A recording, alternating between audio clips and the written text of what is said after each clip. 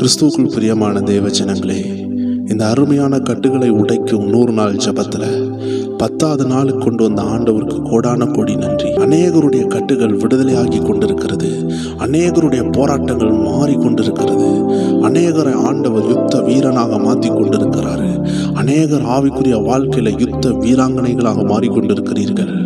பரிசுத்த ஆவியானவரோடு நடக்கணும், பேசணும், அவரோடு உறவாடணும் நினைத்த உங்க வாழ்க்கையில் அது முன்னேறி கொண்டிருக்கிறது. அந்த உறவு பலப்பட்டு கொண்டிருக்கிறது. தேவ பிள்ளைகளே, ஒரு ஊருக்கே கரண்ட் கொடுக்கிறது தான் டிரான்ஸ்ஃபார்மர். ஆண்டவர் உன்னை ஒரு டிரான்ஸ்ஃபார்மரா மாற்ற போகிறாரு. டிரான்ஸ்ஃபார்மர்னு சொல்லக்கூடியது அது ஒரு சாதாரண போஸ்ட் கிடையாது.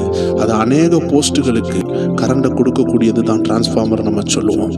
தேவ பிள்ளையே, எங்கேயோ இருந்து வரக்கூடிய அந்த பலத்த மின் அழுத்தத்தை, அந்த பலத்த மின்சாரத்தை அநேக போஸ்ட்டுக்கு கடத்தி விடுகிறது பேர் தான் டிரான்ஸ்ஃபார்மர்.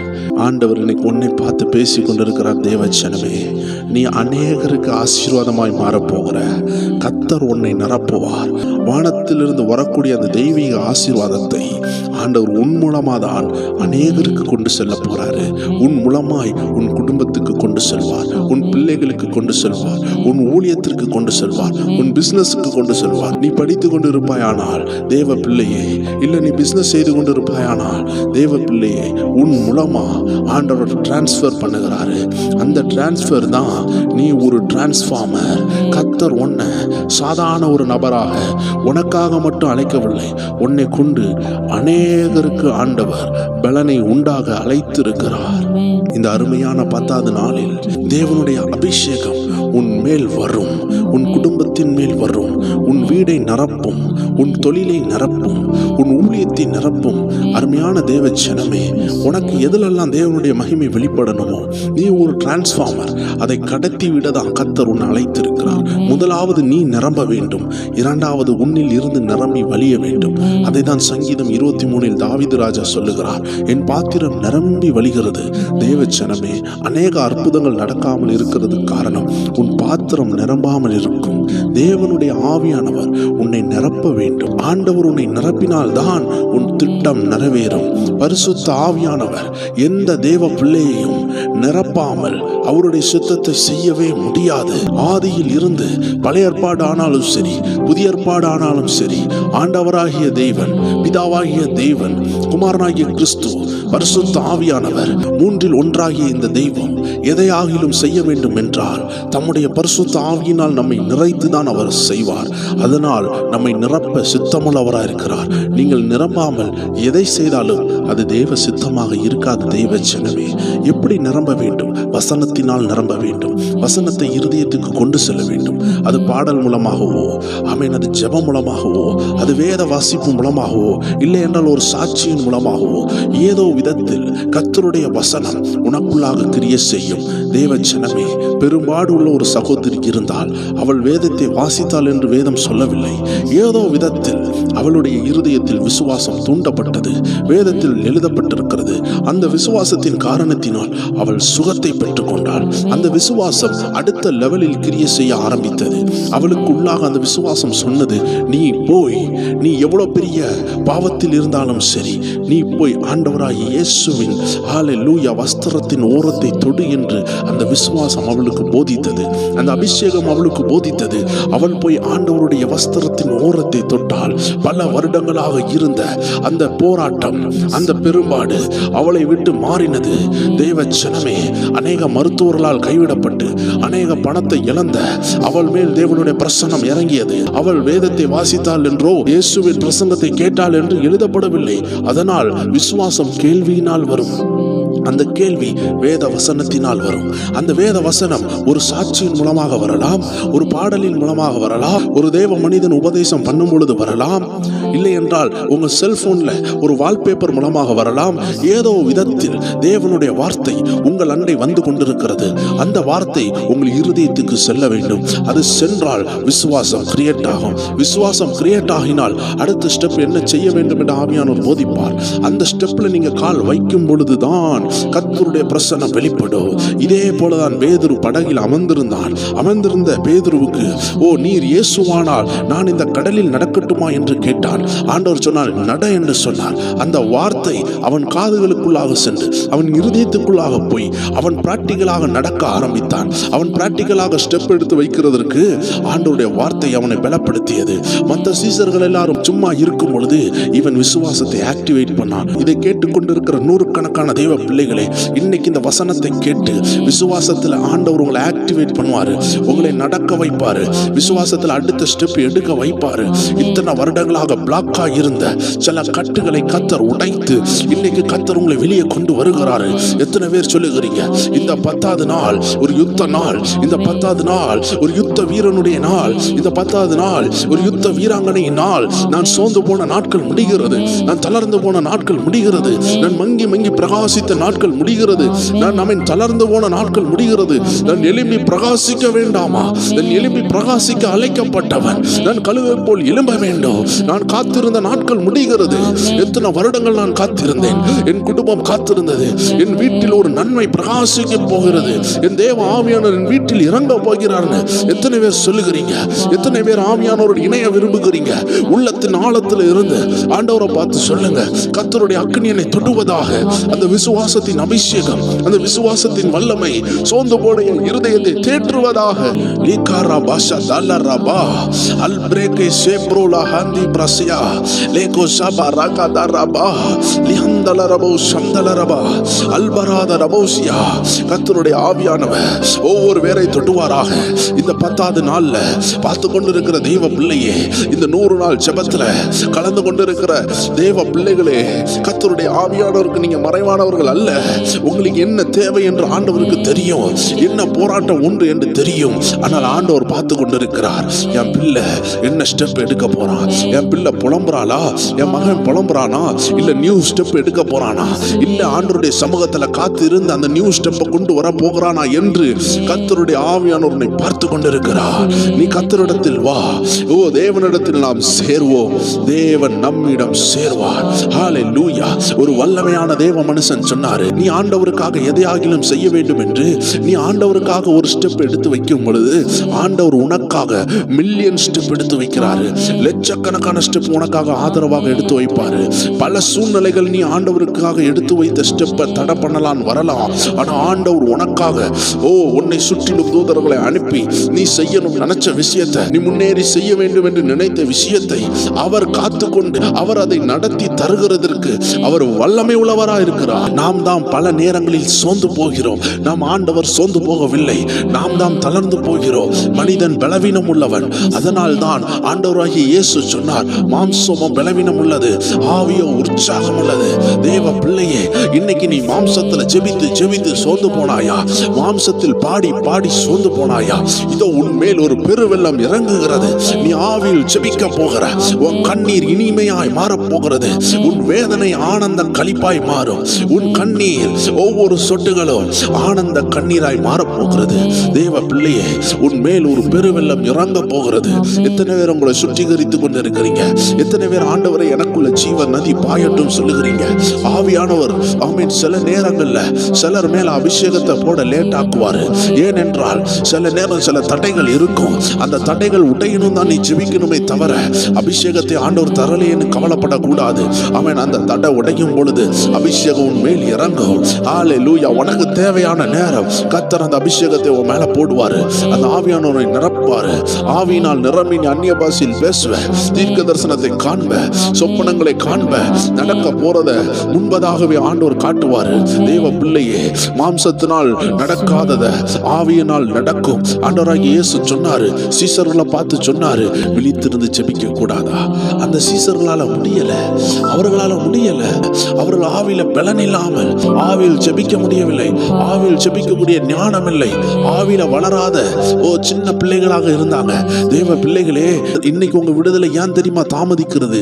நீங்கள் சிறுவர்களா இருக்கிறீங்க, ஆவியில பலவீனர்களா இருக்கிறீங்க, பலவிதமான காரியங்களை குறித்து கவலையோடு இருக்கிறீங்களே தவிர அந்த கவலைக்கு ஒரு சொல்யூஷனை கொண்டு வரணும்னு நீங்க தேவனோடு உறவாட முடியல. உறவாடணும்னு சொல்லி அநேக தாயார்கள் இன்னைக்கு கண்ணீர் வடிச்சுக்கிட்டு இருக்கிறாங்க. தேவனோடு உறவாட முடியல, தேவன் சொல்லுகிற சொல்யூஷனை கொண்டு வர முடியல. தேவ பிள்ளைகளே, எலிசாவை பாருங்கள், எலியாவை பாருங்கள். பிரச்சனைகளுக்கு சொல்யூஷனை கொண்டு வந்தார்கள், முடிவை கொண்டு வந்தார்கள், தேவனோடு உறவாடினார்கள். என்ன செய்ய வேண்டும் என்று தேவன் அவர்களோடு இடைப்பட்டார். தேவ பிள்ளையே, நீ அழுதது போதும், ஆமென், நீ வேதனையில் இருந்தது போதும். தேவன் உனக்கு என்ன சொல்லுகிறாரோ அதை நீ செய்ய ஆரம்பி. Take a step forward. ஒரு ஸ்டெப் எடுத்து வை. தேவன் உன்னை ஜெபிக்க சொல்லுகிறாரா? தேவன் உன்னை உபாசிக்க சொல்லுகிறாரா? ஏதோ ஒன்று ஆண்டவர் உன்னோடு பேசி கொண்டிருக்கிறார். அதை நீ செய் மகனே. அதை செய்யும் பொழுது அற்புதம். ஆண்டவராகிய இயேசு கானாவூர் கல்யாணத்தில் இருந்தாரு, ஆனாலும் அற்புதம் நடக்கல. ஆண்டவராகிய இயேசுவே வாழ்க்கையில் இருந்தாலும் அற்புதம் நடக்காத தேவ பிள்ளையே. காரணம் என்னவென்றால் அவர் சொல்லுகிறதை செய்ய வேண்டும். அவர் உன்னோடு பேசிக் கொண்டிருக்கிறார், நெடுநாளாய் பேசிக் கொண்டிருக்கிறார். உன் உள்ளத்தில் அந்த சத்தம் உனக்கு புரிகிறது, ஆனால் அதை பிராக்டிகலா கொண்டு வர நீ கஷ்டப்படுகிற. ஆனா இந்த ஜெபத்துல கர்த்தர் உன்னை தூக்கி விடுவாரு. உன் கையை பிடிச்சு தூக்கி விடுகிறாரு. உன்னுடைய பலவீனங்களை கர்த்தர் மன்னித்து உன்னை தூக்கி விடுகிறாரு. லியாந்தலரபா ஷந்தலரபா ஹalleluya ஹalleluya லியாந்தலரபா. தேவ பிள்ளை ஒரு ஸ்டெப் எடுக்கும் பொழுது ஆண்டவர் நமக்காக பல லட்சம் ஸ்டெப் எடுக்கிறாரு. ஹalleluya. பேதுரு அந்த கடல்ல நடக்கணும், இயற்கைக்கு அப்பாற்பட்ட ஒரு வாழ்க்கை வாழணும்னு சொல்லி ஒரு ஸ்டெப் எடுக்கும் பொழுது ஆண்டவர் அவனுக்கு பல லட்சம் ஸ்டெப் எடுத்து அவனுக்கு உதவி செஞ்சாரு. 1000 பிரச்சனைகள் வந்தது, சூறாவளிகள் வந்தது, போராட்டங்கள் வந்தது. ஹalleluya. அந்த கடல்ல நடக்கும் பொழுது சீசர்கள், மற்ற சீசர்கள் எல்லாரும் அவனை வித்தியாசமா பார்த்தாங்க. ஆனாலும் அவன் நடந்து கொண்டு இருந்தான். போராட்டம் வரும் பொழுது அவன் மூழ்கினான், ஆனால் கர்த்தர் கைகளை பிடித்து தூக்கினார். இன்னைக்கு ஆண்டவர் சொல்லுகிறாரு, நீ ஒரு ஸ்டெப் எடுத்து நடக்கும் பொழுது 1000 போராட்டம் வரலாம். 100 நாள் ஜெபிக்கணும் நினைக்கும் பொழுது அநேக போராட்டங்கள் வரலாம். ஆனா கர்த்தர் சொல்றாரு, நீ ஆமென், இதை கர்த்தர் ஆரம்பித்தார் என்றால், இந்த 100 நாள் ஜெபத்தை பரிசுத்த ஆவியானவர் தொடங்கினார் என்றால் அதை முடிக்க போறதும் அவர்தான். அதனால தேவ பிள்ளையே, நீ பயப்படாதே. கர்த்தருடைய ஆவியானவரும் கூட இருக்கிறாரு. உன்னை கொண்டு செய்யணும்னு நினைச்சதை அவர் உன்னை கொண்டு செய்வாரு. நீ எங்க இருந்தாலும் சரி, உன் மேல ஒரு பெருவெள்ளத்தின் இரைச்சல் இறங்குகிறது, ஒரு பெருவெள்ளம் இறங்குகிறது. உன்னை கழுவுகிறார், உன்னை சுத்திகரிக்கிறார். தேவ பிள்ளைகளே, ஜெபிக்க ஆரம்பியுங்க, ஜெபிக்க ஆரம்பியுங்க.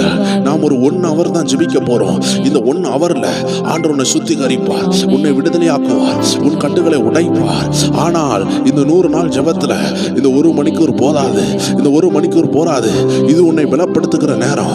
ஒரு செல்போனை சார்ஜ் போடுகிறது 1 hour தான், அது உபயோகப்படுத்துகிறது 8 மணிக்கூர் 10 மணிக்கூர், சில நேரம் 1 நாள். ஆமென். ஒவ்வொரு செல்போனை பொறுத்தது. தேவ பிள்ளையே, நீ இந்த 1 மணிக்கூர்ல நீ சார்ஜ் ஆகுவ. இந்த சார்ஜ் நீ பல மணிக்கூர் ஜெபிக்க யூஸ் பண்ண. இந்த தீர்க்க தரிசன வார்த்தைகளை வைத்து நீ ஜெபி. இந்த 1 மணிக்கூர் மட்டும் ஜெபிக்கணும்னு நினைக்காத. ஒருவேளை உன் கட்டு ஆலமரம் போல பெருசா இருந்துச்சுன்னா, ஆமென், நான் ஜெபிச்சாச்சு, எனக்காக யாரோ ஜெபிச்சுட்டாங்கன்னு சொல்லிட்டு நீ விட்டுட்டேனா, உன்னுடைய கட்டு உன்னோடு இருக்கும். அதனால நீ முயற்சி எடு. நீ டேக் 1 ஸ்டெப். நீ ஒரு ஸ்டெப் எடு தேவ பிள்ளையே. ஒரு ஸ்டெப் எடுத்து இந்த 1 மணிக்கூர் பத்தாது, இன்னும் கொஞ்சம் ஜெபிக்கணும்னு உன்னையே நீ ஆயத்தப்படுத்து. இந்த ஜெபம் முடிந்தாலும் நீ ஜெபிக்கணும். இந்த ஜெபம் தொடங்குறதுக்கு முன்பதாகவும் நீ ஜெபிக்கணும். ஹalleluya. உண்மையான 100 நாள் ஜெபம் எப்படி இருக்கும் தெரியுமா? ஆமென். அனுதினமும் எல்லா வேலைகளையும் முடித்துட்டு இரவு சாயந்தரம் ஒரு 6 மணிக்கு நீங்க உட்கார்ந்தீங்கன்னா நைட்டு 1 மணியோ 2 மணியோ வரைக்கும் நீங்க ஜெபிக்கலாம். ஹalleluya. வேலைக்கு போகிறவங்களா இருக்கிறீங்க, ரொம்ப பிஸியா இருக்கிறவங்களுக்கு மட்டும்தான் இந்த 1 hour. அதுக்கு பிறகு தனி ஜெபம். ஆமென். நீங்க பிஸியா இல்ல, என் குறிப்பிட்ட விஷயத்துக்காக நான் வாரம் எடுத்து ஜெபிக்கிறேன்னு சொல்லுகிற தேவ பிள்ளைகள் 6 மணிக்கு உட்காருங்க, 7 மணிக்கு ஜெபிங்க. ஆமென். இரவு சின்ன சாப்பாடு சாப்பிட்டுட்டு உடனே வந்து ஜெபத்துல உட்காருங்க. உண்மையான 100 நாள் வெற்றி உள்ள ஜெபம் எப்படி தெரியுமா இருக்கும்? தேவ பிள்ளையே, நான் சொல்லுகிற இந்த ஆலோசனையை தவறாக எடுத்துக்கொள்ளாதீங்க. ஆமென். அநேகர் வந்து ஆமென் உபவாசிக்க தொடங்கிடுவாங்க. தேவன் உங்களுக்கு இடைப்பட்டால் தான் உபவாசிக்க வேண்டும். ஆமென். அடியனுடைய வாழ்க்கையில ஆமென் அநேக பெரிய பெரிய போராட்டங்களை தகர்த்து எறிய கர்த்தர் கொடுத்த திட்டம் தான் இந்த 100 நாள் ஜெபம். நான் பல முறை இந்த 100 நாள் ஜெபத்தை பண்ணியிருக்கிறேன். நாங்கள் பண்ணும் பொழுது மாலை 6 மணிக்கு உபவாசத்தோடு தொடங்குவோம், இரவு 2 மணிக்கு முடிப்போம். கிட்டத்தட்ட ஒரு 8 மணிக்கு ஒரு ஜெபம் அதுக்குள்ள இருக்கும். அவன் தினமும் அதை செய்தோம். கர்த்தருடைய பிரசன்னம் மகிமையா இறங்கினது. ஒவ்வொரு நாள் உபவாசம் பண்ணும் பொழுது, நீங்க 90 நாள் வரும் பொழுது பொழுது 30 நாளுக்கு ஈடான உபவாசம் வரும். ஏனென்றால் நீங்க ஒரு நேரம் தான் உபவாசிக்கிறீங்க, ஆனா அது 90 நாள் வரும் பொழுது 30 நாளினுடைய உபவாசத்துக்கு எஃபெக்ட் கொண்டு வரும். ஏன்னா ஒரு நாள்ல 3 நேரம் இருக்குது. நீங்க ஆமேன் ஒரு நேரம் வச்சு நீங்க 90 நாள் தாண்டி வரும் பொழுது 30 நாள் உபவாச ஜெபம் உண்டாகும். ஆண்டவராகிய இயேசு சொல்லுகிறார், இவ்வகையான ஜாதி பிசாசு உபவாசத்தினாலும் ஜெபத்தினாலுமே அன்றி வேறொன்றினாலும் போகாது. ஆனால் நான் சொன்ன தேவ பிள்ளையே, அநேகர் தவறாக புரிந்து கொண்டு அநேகர் வியாதி படுக்கையில் கிடப்பீங்க, அநேகர் ரொம்ப பலவீனமா இருப்பீங்க, உங்களால உபவாசம் எடுக்க முடியாது. அப்படிப்பட்டவங்க எடுக்காதீங்க தேவ பிள்ளைகளே. உங்களுக்கு பலன் இருக்கு, நல்ல வாலிப வயசு, உங்களுக்கு நல்ல பலன் இருக்குதுன்னா அவர்கள் மட்டும் எடுங்க. ரொம்ப பலவீனமா இருக்கிறேன்னு சொல்றவங்க 2 டீ குடிச்சுக்கோங்க, ஒரு பிரச்சனையும் இல்லை தேவ பிள்ளைகளே. ஆனால் உங்களுக்கு கெப்பாசிட்டி இருக்குதுன்னா நீங்க டீ குடிக்காம கூட எடுக்கலாம். ஹல்லேலூயா. சாப்பாடை ஒதுக்கி வச்சுட்டு கூட உபவாசம் எடுக்கலாம். தினமும் ஒரு நேரம்.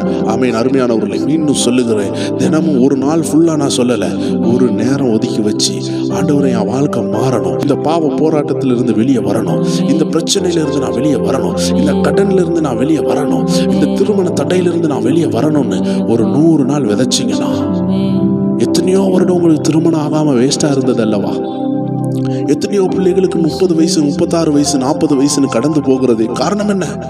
ஒரு 100 நாள் ஒதுக்கி வச்சு நீ ஜெபித்திருந்தா என்றால் உனக்கு ஏன் 8 வருஷம் தாமதமாகிறது? தேவ பிள்ளையே, ஒரு 100 நாள் நீ ஒதுக்கி வைத்து ஜெபித்தா என்றால் அந்த தடை உடையும். ஒரு 100 நாள் நடக்கவில்லை என்றால் ஒரு 2 மாசம் கழிச்சு திரும்பி ஒரு 100 நாள் ஜெபி. ஆனால் நீ ஜெபிக்காமல் இருக்கிறதினால் 7 வருடம் ஆகிறது, 10 வருடம் தாமதம், 30 வயசு தாண்டி 40 வயசு ஆன எத்தனையோ பிள்ளைகள் இருக்கிறாங்க. தேவ பிள்ளையே, நீ ஆண்டவரோடு நெருங்குகிற, வாரத்துல ஒரு நாள் சபைக்கு போற, இது போதுமா தேவ பிள்ளையே? உன் ஆவி ரீசார்ஜ் ஆகணும்னா ஆமீன், அதுக்கு மணிக்கூறுகள் தேவை.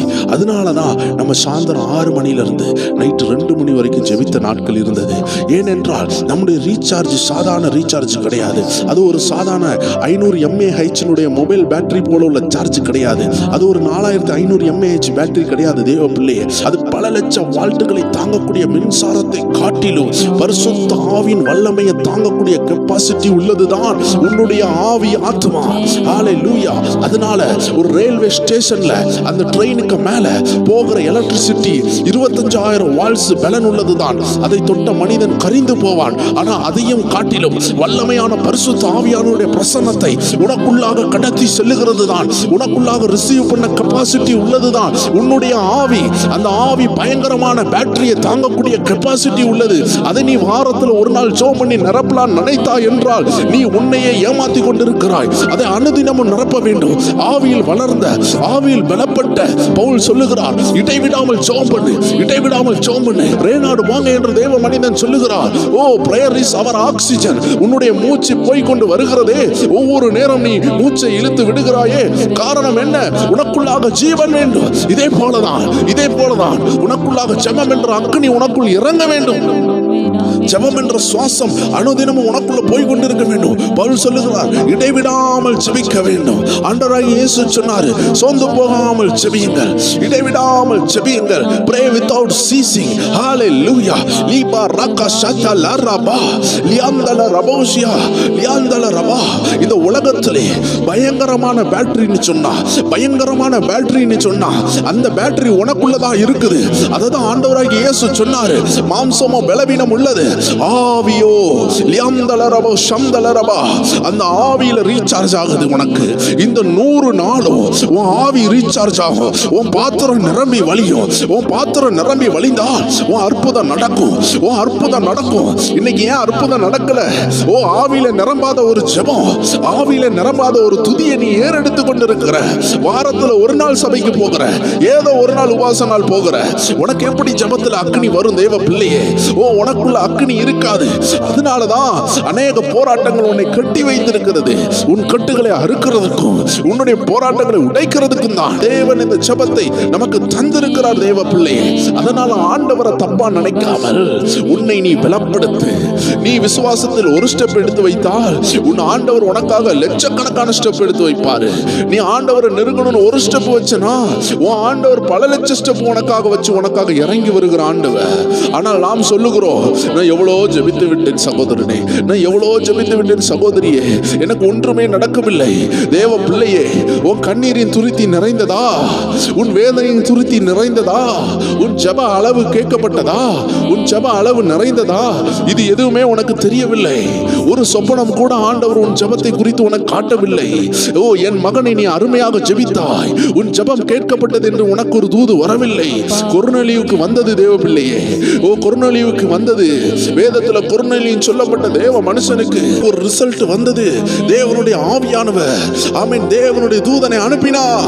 பிதாவாகிய தேவன் ஒரு தூதனை அனுப்பினார். அந்த தூதன் வேதத்தில் சொல்லுகிறான், ஓ ஆண்டவருடைய பிள்ளையாகிய கொர்நேலியுவே, உன் தான தர்மங்களும் உன் ஜெபமும் பரலோகத்தில் கேட்கப்பட்டது. அவன் ஒரு போர் சேவகனாக இருந்தாலும், அவன் ஒரு ஆர்மியில இருந்தா கூட அவன் ஜெபிக்கிறவனா இருந்தான். தேவ பிள்ளையே, ஆமென், கவர்மெண்ட்ல வேலை செய்கிற அந்த கொர்நேலியு கூட ஜெபித்தான் என்றால், நீ வீட்டுக்குள்ள இருக்கிற, அநேக நாள் வேலை இல்லாம இருக்கிற, ஆனா ஜெபிக்க முடியல. காரணம் என்ன தெரியுமா? உனக்குள்ள ஆவியானவர் இல்ல, உனக்குள்ள ஆவியானுடைய வல்லமை இல்ல. சில பாவங்கள் இருக்கலாம், சில போராட்டங்கள் இருக்கலாம், சில தலைமுறை ஆவிகள் இருக்கலாம். அதனாலதான் உன்னை ஜெபிக்க முடியாம இருக்குது. அதனாலதான் உன் குடும்பம் விடுதலையாகாம இருக்குது. அதனால ஆண்டவர் அற்புதம் செய்யலன்னு சொல்லுகிற அந்த வார்த்தையை தூர எறிந்து விட்டு, நான் எழும்பவில்லை, நான் செய்ய வேண்டியதை செய்யவில்லை, நான் ஜெபிக்க வேண்டியதை ஜெபிக்கவில்லை, நான் எழும்ப வேண்டிய நேரத்தில் எழும்பவில்லை. ஆண்டவர் சொல்லுகிறார், இப்பொழுது நீ எழும்ப வேண்டிய நேரம் மகனே, இப்பொழுது நீ எழும்ப வேண்டிய நேரம் மகளே என்று ஆவியானவர் உன்னை பார்த்து பேசுகிறார். தேவ பிள்ளையே, நீ எழும்ப போகிற. ஆண்டவர் இன்னைக்கு உன்னை பார்த்து தீர்க்க தரிசனமா சொல்றாரு, நீ எழும்ப போகிற, நீ எழும்ப போகிற. லியாந்தலரபா, கர்த்தருடைய ஆவியானவர் உன்னை பார்த்து பேசுகிறார். இந்த 10வது நாள் ஒரு யுத்த நாள். உனக்கு ஒரு விடுதலை வருது, உன் குடும்பத்துக்கு வருது. தேவ பிள்ளையே, ஒரு விடுதலை வருதுன்னு சொன்னோன்னே அந்த போராட்டம் மாறுதுன்னு நினைக்காத. அந்த போராட்டத்தின் கட்டு உடையுதுன்னு நினைச்சு ஏமாந்து போவாத. ஹல்லேலூயா. ஒரு விடுதலை வருதுன்னு சொல்லும் பொழுது உன் மேல ஒரு அக்கினி இறங்கும். நீ எழும்பக்கூடிய மகிமை உனக்கு வரும். நீ எழும்பக்கூடிய கிருபை உனக்கு வரும். ஏன்னா நீ ஒரு கட்டு உடையணும், அந்த போராட்டம் மாறணும்னு நினைப்ப. தேவ பிள்ளை, அந்த திருமணம் நடக்கணும்னு நினைப்ப, அந்த கடன் மாறணும்னு நினைப்ப. அதுக்காக மட்டும் ஜெபிக்கிறதுக்கு ஆண்டவர் உன்னை அழைக்கல. அந்த கடன் மாறிடும். நாளைக்கு உன் பிள்ளை யாரு பாதுகாப்பா? அந்த பிள்ளை ஆக்சிடென்ட் ஆச்சுன்னா அதை யாரு பாதுகாக்கணும்? அவன் உன் ஜெபம் அல்லவா பாதுகாக்கணும். நீ ஜெபம் என்ற வேலியை உடைக்கும் பொழுது, யோபு பாருங்க, அவர் ஜெபித்து அவன் வேலி அடைத்து வைக்கக்கூடிய கிருபையை பெற்றிருந்தார். சாத்தான் போய் யோபுக்கு விரோதமாக போராடும் பொழுது ஆண்டவர்கிட்ட அது சொல்லுது, நீர் வேலி அடைத்து அல்லவா காத்து கொண்டிருக்கிறீர், நீர் வேலி அடைத்து காத்து கொண்டிருக்கிறீர்னு அந்த பிசாசு சாட்சி சொன்னது. எத்தனை பேருக்கு பிசாசு சாட்சி சொல்ல முடியும்? உன் குடும்பத்தை வேலி அடைச்சது பிசாசுக்கு தெரியுமா? நீ ஜெபித்தாயா? தேவ பிள்ளையே, நீ ஜெபித்திருப்ப, ஆனா ஆவியில ஜெபிக்கணும். நீ ஆவியின் ஆழத்துக்கு செல்லணும், அந்நிய பாஷையின் ஆழத்துக்கு செல்லணும், ரகசியங்களை பேசணும், தரிசனங்களை பார்த்து ஜெபிக்கணும், சொப்பனங்களை வச்சு ஜெபிக்கணும். ஹல்லேலூயா. அருமையான பவுல் சொல்லுகிறாரு, உனக்கு உண்டான தரிசனங்களை வைத்து முன்னிட்டு நீ போர் பண்ணு, நீ யுத்தம் பண்ணு. அந்த தரிசனங்களை வைத்து நீ யுத்தம் பண்ணு. இன்னைக்கு ஆவியானவர் சொல்லுகிறாரு, எங்கேயோ நம்மளுடைய வாழ்க்கையில ஜெபத்தடை உண்டாயிருந்தது, ஆண்டவருக்கு பிரியமில்லாமல் வாழக்கூடிய நேரம் உண்டாயிருந்தது. ஆண்டவர் சொல்லுகிறார், அந்த தடை மாறுகிறது, அந்த தடை மாறுகிறது. உன் மேல் அந்த அக்னி இறங்குகிறது. தேவ பிள்ளையை பெற்றுக்கொள்ளுற அக்னிய, பெற்றுக்கொள்ளுற அக்னிய உன்னை பார்த்து தான் பேசிக் கொண்டிருக்கிறார்.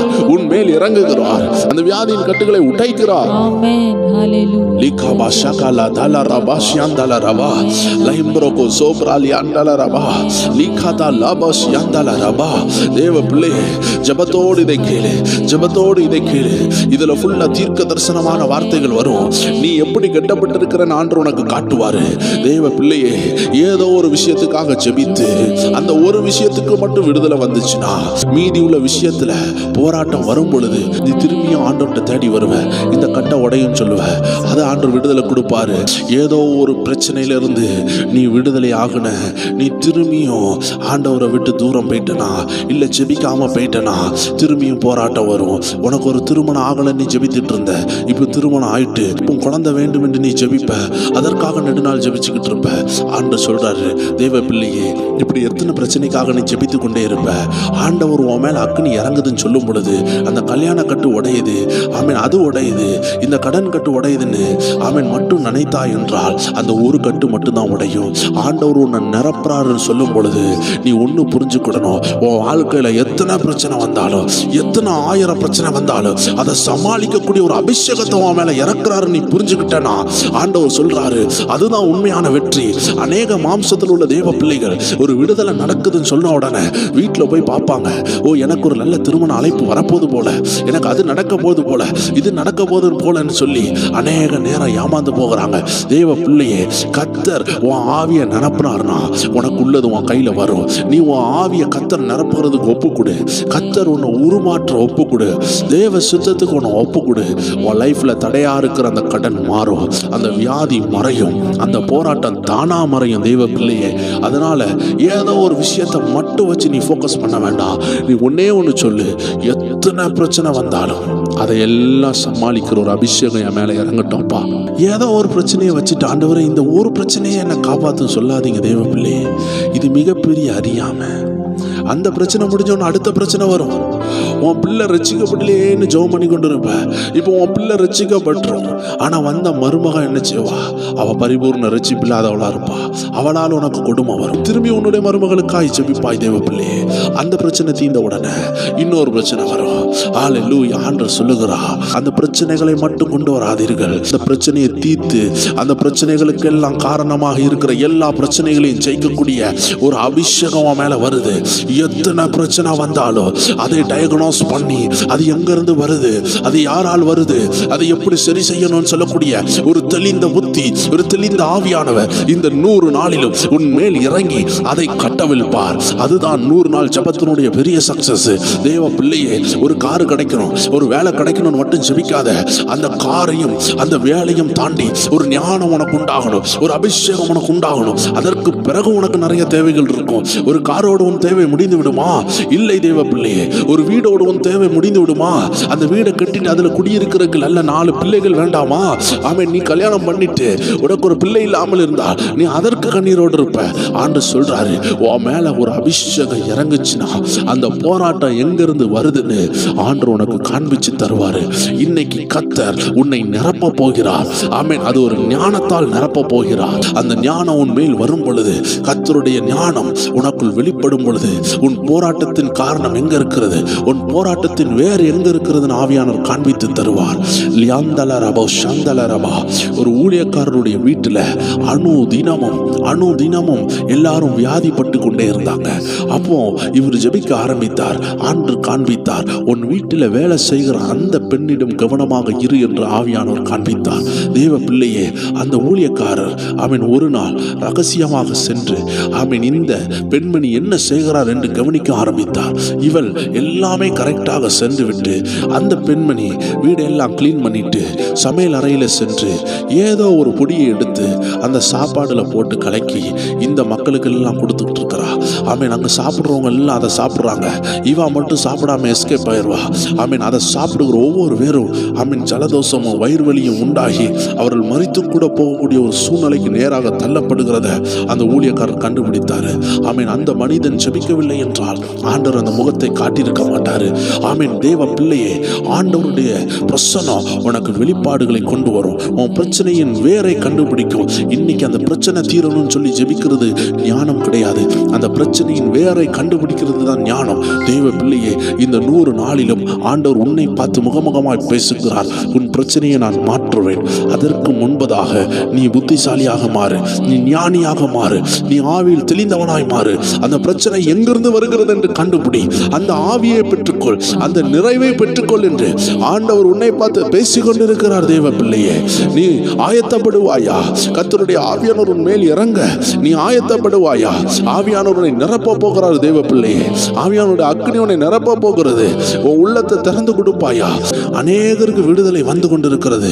அநேகருக்கு கட்டுகள் உடைகிறத நான் பார்க்கிறேன். அநேகர் இப்பொழுது ஆவியில் நிரப்பப்பட்டு கொண்டிருக்கிறீங்க. அநேகர் மேல ஆவியானவர் ஊட்டப்பட்டு கொண்டிருக்கிறாரு.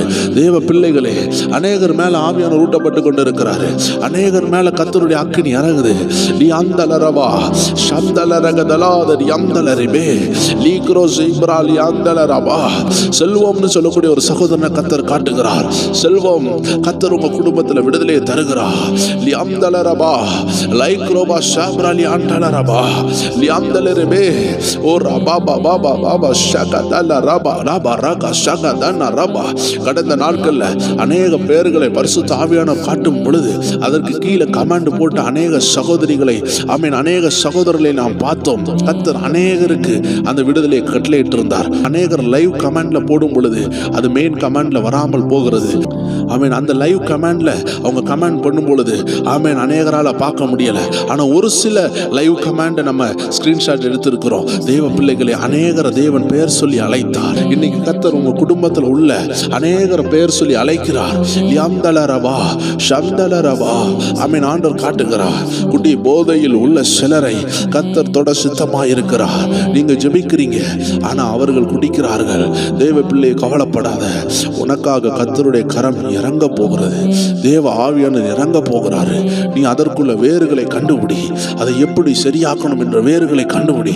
கர்த்தர் உனக்கு தான் வெளிப்படுத்துவாரு. லியாம்தலரபா ஷம்தலரபா. அநேகர் கேட்கிறாங்க, பாஸ்டர் உங்களுக்கு வெளிப்படுத்தினா சொல்லுங்க. தேவ ஜனங்களே, ஆயிரக்கணக்கான மக்கள் நீங்க இருக்கிறீங்க. எல்லாருக்கும் இந்த 1 ஹவர்ல நான் தீர்க்க தரிசனம் சொன்னேனா 24 மணிக்கூர் பத்தாது தேவ ஜனமே. அதனாலதான் ஆண்டவர் சொல்லுகிறாரு, நீ ஜெபி, உனக்கு வெளிப்படுத்துவே. அந்த அபிஷேகத்தை உனக்கு தாரேன். உனக்கு வெளிப்படும். இத்தனை நாள் வெளிப்படல அல்லவா, இனி வெளிப்படும் என்று ஆவியானவர் சொல்லுகிறார். நீ ஆயத்தப்படு, உன்னை ஆயத்தப்படுத்து. உன் மேல அக்னி இறங்கும். உன் பாத்திரம் நிரம்பின பாத்திரம் நிரம்பி வழியும் பொழுது நீங்க அநேகருக்கு ஆசீர்வாதமாக மாறுவீங்க. ஹalleluya hallelujah likabala barakatalla bosia albarada ragasia albireshi andalraba hallelujah hallelujah. தேவ பிள்ளை, கர்த்தர் உனக்கு வெளிப்படுத்துவார். உன் குடும்பத்தை குறித்து உனக்கு வெளிப்படுத்துவார். எல்லா நேரத்திலும் ஒரு ஊழியக்காரனை பயன்படுத்த மாட்டாரு. அவன் இரவு நேரத்துல கர்த்தர் சொப்பனம் மூலமா உன் கூட பேச போறாரு. அந்த பரிசுத்த ஆவியின் சிறப்பு என்ன தெரியுமா? அவர் சொப்பனங்கள் மூலமா பேசுவார். அவர் தரிசனங்கள் மூலமா பேசுவார். அவர் மெல்லிய சத்தமாய் பேசுவார். இதற்கெல்லாம் நீ தகுதிப்படுத்த வேண்டிய ஒரே நபர் உன் உள்ளான மனிதன். உன் உள்ளான மனிதன் யார்? அவன்தான் ஆவிக்குரிய மனிதன். அவள்தான் ஆவிக்குரிய மனுஷி. இன்னைக்கு நீ உன் உள்ளான மனிதனை பலப்படுத்துவாயாக. அததான் இயேசு சொன்னார், ஆவியோ உற்சாகம் உள்ளது, அந்த ஆவி ரகசியங்களை கண்டுபிடிக்கும். ஆண்டவராகிய இயேசு கிறிஸ்துவனுடைய ஆவி பரிசேயருடைய சிந்தனைகளை அறிந்து, கெட்ட யோசனைகளை அறிந்து அவர்களை விட்டு தப்பித்து போனது. அவர்களை விட்டு கடந்து சென்றார். வேதத்தில் எழுதப்பட்டிருக்கிறது. அநேகருடைய எண்ணங்களை தேவன் ஆவியில் அறிந்தார் என்று வேதம் சொல்லுகிறது. ஒரு மனுஷனுடைய ஆவி என்பது அது மறைவானதை கண்டுபிடிக்கும், அது உள்ளானதை கண்டுபிடிக்கும். அது ஆவியில அது ஆழங்களில் உள்ளதை வெளிப்படுத்தும். ஏனென்றால் மனித ஆவியோடு பரிசுத்த ஆவியானோடு இணையும் பொழுது, பரிசுத்த ஆவியானோர் நிரப்பும் பொழுது மனித ஆவிக்கு வெளியேற பெற்ற அபிஷேகம் கிடைக்கிறது. சார்ஜ் கிடைக்கிறது. பேட்டரி நிரம்புகிறது போல உன் ஆவி நிரம்புகிறது. இதை தான் ரீசார்ஜ் என்று சொல்லுகிறோம். இதை தான் ஆவியில் நிரம்புகிறது என்று சொல்லுகிறோம். உன் ஆவியில் நிரம்பினால் மட்டும்தான் நீ தேவ சித்தத்தை செய்ய முடியும். அதனால் தான் ஆண்டவருடைய வேதம் சொல்லுகிறது, உன் நினைவுகள் என் நினைவுகள் அல்ல. ஏனென்றால் நீ மாமிச மனிதன், நீ மாமிசமாக இருக்கிறாய். நாம் எல்லோரும் மனிதர்களாக இருக்கிறோம். நாம் எல்லோரும் மனிதன் யோசிக்கிறது போல் யோசிப்போம். நாம் யாரும் தேவன் யோசிக்கிறது போல் யோசிக்க முடியாது. ஏனென்றால் நமக்குள் தெய்வத்துவம் ஒன்றும் இல்லை. நம்மளுடைய பாவ சுபாவங்கள் நம்மளை தேவனை போல் யோசிக்க விடாது. அதனால் தான் தேவன் தம்முடைய ஆவியை நமக்குள்ளாக பகருகிறார், நமக்குள்ளாக ஊற்றுகிறார். அப்பொழுது நாம் தேவன் யோசிக்கிறது போல் யோசிக்கிறோம். தேவனுடைய திட்டத்தை புரிந்து கொள்ளுகிறோம். தேவன் இதை எப்படி பார்க்கிறார், தேவன் இந்த விஷயத்தை எப்படி பார்க்கிறார் என்று நாம் உணர்ந்து கொள்ளுகிறோம். தேவ பிள்ளைகளே, அதனால் கர்த்தர் உங்களுக்கு வெளிப்படுத்த போகிறாரு. உங்க குடும்பத்தின் ரகசியங்களை வெளிப்படுத்த போகிறாரு. யோசித்து பாருங்கள். ஒரு ஊழியக்காரன் எல்லா விஷயத்திற்கும் கேரண்டி கிடையாது. ஒரு ஊழியக்காரன் நீங்க எந்த வழியில செல்லணும், எப்படி செல்ல வேண்டும் என்று தான் சொல்வாரே தவிர உங்களை பரலோகத்துக்கு கொண்டு செல்ல போகிறது பரிசுத்த ஆவியானவர் தான். அதனால் அவருடைய சத்தத்தை கேளுங்கள். ஊழியக்காரன் பரிசுத்த ஆவியானவர் என்ன சொல்லுகிறார் என்று சொல்லுகிறது தான் ஊழியக்காரனுடைய வேலையை தவிர பரிசுத்த ஆவியானவர் நிரப்புகிறது போல எங்களால் நிரப்ப முடியாது. ஒரு ஊழியக்காரனால தேவன் செய்கிறதை செய்ய முடியாது. தேவன் தான் உங்களை பரலோகத்துக்கு கொண்டு செல்வார். தேவன் தான் குமாரனை அனுப்பி உங்களுக்காக ரத்தம் சிந்தினார். எந்த பாஸ்டர் உங்களுக்காக ரத்தம் சிந்தவில்லை. ஆனால் ரத்தம் சிந்தின ஆட்டுக்குட்டியானவருடைய வார்த்தைகளை உங்களுக்கு சொல்லி தருவார்கள். பரிசுத்த ஆவியின் பாதைகளை உங்களுக்கு சொல்லி தருவார்கள். நீ போகிற பாதை தவறு என்று சொல்லி தருவார்களே தவிர தேவனை போல் எல்லா காரியத்திற்கும் எல்லாமாக ஒரு ஊழியக்காரனாக இருக்க முடியாது தேவச்சனமே. அதனால நீ தவறாக புரிந்து கொள்ளாமல் உன்னை நீ ஆயத்தப்படுத்தி தேவனோடு பலத்த ஐக்கியத்தை நீ ஏற்படுத்துவாயா? இந்த அருமையான ஜெபத்தின் மூலமாக, தீர்க்க தரிசன வார்த்தைகள் மூலமாக கர்த்தருடைய ஆவியானவர் சொல்லுகிறது, நீ உன்னை ஆயத்தப்படுத்து. ஏனென்றால் உனக்கு ஒரு திருமண தடை இருக்கும் என்றால், எத்தனையோ அலையன்ஸ் வரன்கள் வந்தாலும் நீ எந்த பிள்ளையை கட்ட வேண்டும், எந்த மகனை கட்ட வேண்டும் என்று நீ குழப்பத்தில் இருப்பாய். எந்த மாஸ்டரும் இந்த மகனை கெட்டு இந்த மகளை கெட்டு என்று சொன்னால் நாளைக்கு வாழப்போகிறது நீதான். நீ ஒரு மாமிச மனுஷனாக இருப்பாய் என்றால், ஒரு மாமிச பிள்ளையாக இருப்பாய் என்றால், மாம்சத்துக்கு ஏற்ற விஷயங்களை செய்வாய் என்றால், உனக்கு ஒரு ஆவிக்குரிய மனுஷன் வந்தான் என்றால், இல்லை என்றால் உனக்கு ஒரு ஆவிக்குரிய மனுஷி உனக்கு ஒரு லைஃப் பார்ட்னராக வந்தால், அவள் ஜெபித்துக் கொண்டிருப்பாள், நீ சினிமா பார்த்து கொண்டிருப்ப. அவள் ஜெபித்துக் கொண்டிருப்பாள், நீ குடித்து கொண்டு வருவ. அதனால் தான் தேவன் உனக்கு வெளிப்படுத்தணும் என்றால் நீ அந்த மாமிச சுபாவத்தை உதறி தள்ளிட்டு இந்த 100 நாள் ஜெபிக்க ஆரம்பி.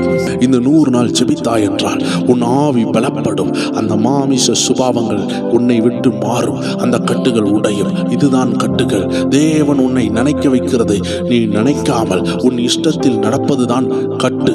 அந்த கட்டுகள் தான் வியாதியாக மாறும். அந்த கட்டுகள் என்ன செய்யும் என்றால் உன்னை உன் இஷ்டத்துக்கு கொண்டு செல்லும். தேவனுக்கு பிரியமில்லாததை செய்ய வைக்கும். நீ செய்து செய்து செய்து அது பாவமாக மாறும். அந்த பாவம் சாபமாக மாறும். அந்த சாபம் வியாதியாக மாறும். அந்த சாப வியாதி மரணமாக மாறும். ஆண்டவர் சொல்லுகிறார், இதற்கு முன்பதாக நீ எந்த ஸ்டேஜில் வேணாலும் இருக்கலாம். நீ தேவனை விட்டு பின்வாங்கி கொண்டிருக்கலாம். இல்லை என்றால் அந்த தேவனை விட்டு பின்வாங்கி பின்வாங்கி பின்வாங்கி நீ பாவம் செய்து கொண்டிருக்கலாம். இல்லை என்றால் தேவனுடைய சித்தத்துக்கு விரோதமாக நீ பாவம் செய்து செய்து செய்து நீ அந்த பாவத்தினுடைய சாபத்தில் மாட்டப்பட்டிருக்கலாம். அந்த சாபத்தினுடைய வியாதியில மாட்டப்பட்டிருக்கலாம். அந்த வியாதியினுடைய கொடூரத்தினால் நீ மரணப்படுக்கையில் இருக்கலாம். தேவ பிள்ளையே, இனியும் நீ உன் உள்ளத்தை கடினப்படுத்தி அந்த வியாதியின் படுக்கையில கூட நீ உன்னை மாற்ற ஒப்பு கொடுக்காமல் இருப்பாய் என்றால், தேவ பிள்ளையே, ஒருவேளை நீ நரகத்துக்கு போவாய் என்றால் உன்னை யாரால் காப்பாற்ற முடியும்? தேவ பிள்ளையே, இதுவே உன் ரட்சணிய நாள். உன்னை ஆயத்தப்படுத்து. நீ எந்த ஸ்டேஜில் வேணாலும் இருக்கலாம். நீ ஒரு மாம்ச எண்ணத்தில் இருக்கலாம். அந்த மாம்ச எண்ணம் உன்னை பாவம் செய்ய வைக்கும். அந்த பாவம் உன்னை சாபத்தில் தள்ளும். அந்த சாபம் உன்னை வியாதியில் தள்ளும். அந்த வியாதி உன்னை மரணத்தில் தள்ளும். அந்த மரணம் நீ ஆண்டவருடைய வார்த்தையை ஏற்றுக்கொள்ளாமல் நீ மரிக்கும் பொழுது நித்திய மரணமாகிய நரகத்தில் செல்வாய். ஆண்டு சொல்லுகிறார், நீ எந்த ஸ்டேஜில் இருந்தாலும் சரி, நீ மரணத்துக்கு முன்னாடி இந்த வார்த்தையை கேட்கிறனா, நீ வியாதி படுக்கையில் இந்த வார்த்தையை கேட்கிறனா, இல்ல சாப கட்டில் இந்த வார்த்தையை கேட்கிறனா, இல்ல நீ செய்த பாவத்தினால சாபம் வர்றதுக்கு முன்னாடி இந்த வார்த்தையை கேட்கிறனா, இல்ல மாம்ச சுவாபத்தில் இருக்கிற இனி கொஞ்ச நேரத்தில் நீ பாவம் செய்வ, இன்னும் கொஞ்ச நாள்ல நீ ஆண்டவருக்கு பிரியமில்லாத பாவத்தை செய்யறனா, நீ மாம்ச சுபாவத்தில் இருக்கிறனா, நீ எந்த ஸ்டேஜில் இருந்தாலும், நீ எந்த நிலையில இருந்தாலும் ஆண்டவர் உன்னை பார்த்து சொல்லுகிறாரு, நீ ஆவிக்கு இடம் கொடு, ஆவியானவருக்கு இடம் கொடு. உன் வாழ்க்கை மாறப்போகிறது. உன் வாழ்க்கை மாறப்போகிறது. ஆண்டவர் சொல்லுகிறார், எந்த பாஸ்டரும் உன் அலையன்ஸ இந்த மகளை கட்டு இந்த மகனை கட்டு என்று சொன்னாலும் உன் வாழ்க்கை பரிசுத்தமா இல்லைனா நீ நல்ல ஆவிக்குரிய மகனை கட்டுவ, நல்ல ஆவிக்குரிய மகளை கட்டுவ. ஆனாலும் உன் சுபாவம் கிட்டதா இருக்கும். உன்னுடைய மனைவி ஜெபித்துக் கொண்டிருப்பா, நீ குடித்துக் கொண்டிருப்ப. உன்னுடைய மனைவி சபைக்கு போய் கொண்டிருப்பாள். ஆனால் திருமணம் ஆன பிறகு நீ சபைக்கு போகாமல் இருப்ப. ஆனால் திருமணம் ஆகிறதுக்கு முன்னாடி தெய்வமே எனக்கு ஒரு திருமணத்தை நடத்தி தாரும் நடத்தி தாரும் நடத்தி தாரும் ஜெபித்திருப்ப. ஆனால் திருமணம் நடந்த பிறகு, அந்த ஆவிக்குரிய பிள்ளை உனக்கு வந்த பிறகு, அந்த ஆவிக்குரிய கணவர் வந்த பிறகு அவர் சபைக்கு போய் கொண்டிருப்பார், நீ சீரியல் பார்த்து கொண்டிருப்ப. அவர் சபைக்கு போய் கொண்டிருப்பார், நீ சேட் பண்ணி கொண்டிருப்ப. ஆண்டவர் சொல்லுகிறாரு, நீ மாற வேண்டியது, அவன் உனக்கு தூது வர வேண்டியது, உன்னை பார்த்து தீர்க்க தரிசனம் சொல்ல வேண்டியது பாஸ்டர் அல்ல. உன்னுடைய மனசாட்சி உன்னை பார்த்து தூது சொல்ல வேண்டும். உன்னை பார்த்து சொல்ல வேண்டும், மகளே நீ ஆயத்தமாயிருக்கிற, உன் ஆசீர்வாதத்துக்கு நீ ஆயத்தமாயிருக்கிறன்னு. உன்னுடைய மனசாட்சி உன்னை பார்த்து சொல்ல வேண்டும். எத்தனை பேர் சொல்றீங்க, என் மனசாட்சி சுத்தமா இருக்கு பிரதர், பாஸ்டர் என் மனசாட்சி சுத்தமா இருக்குன்னு சொல்ற ஒவ்வொரு பேருக்கும் அதிசயம் நடக்கும்.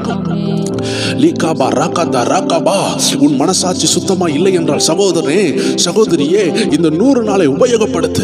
பல வருஷம் அடிமைத்தனத்தில் இருக்கிறதை பார்க்கிலும் ஒரு 100 நாள் செபிப்பது நலமாயிருக்கும். பல வருஷமாக திருமணமாகாமல் இருப்பதை காட்டிலும் இந்த 100 நாள் செபிப்பது உனக்கு ஆசீர்வாதமா இருக்கும். பல வருஷம் நீ போராட்டத்தில் இருப்பதை காட்டிலும் நீ சத்தியத்தை அறிந்து கொள்வது உனக்கு விடுதலையாக இருக்கும். சில வியாதிகள் உன்னை விட்டு மாறவே மாறாது.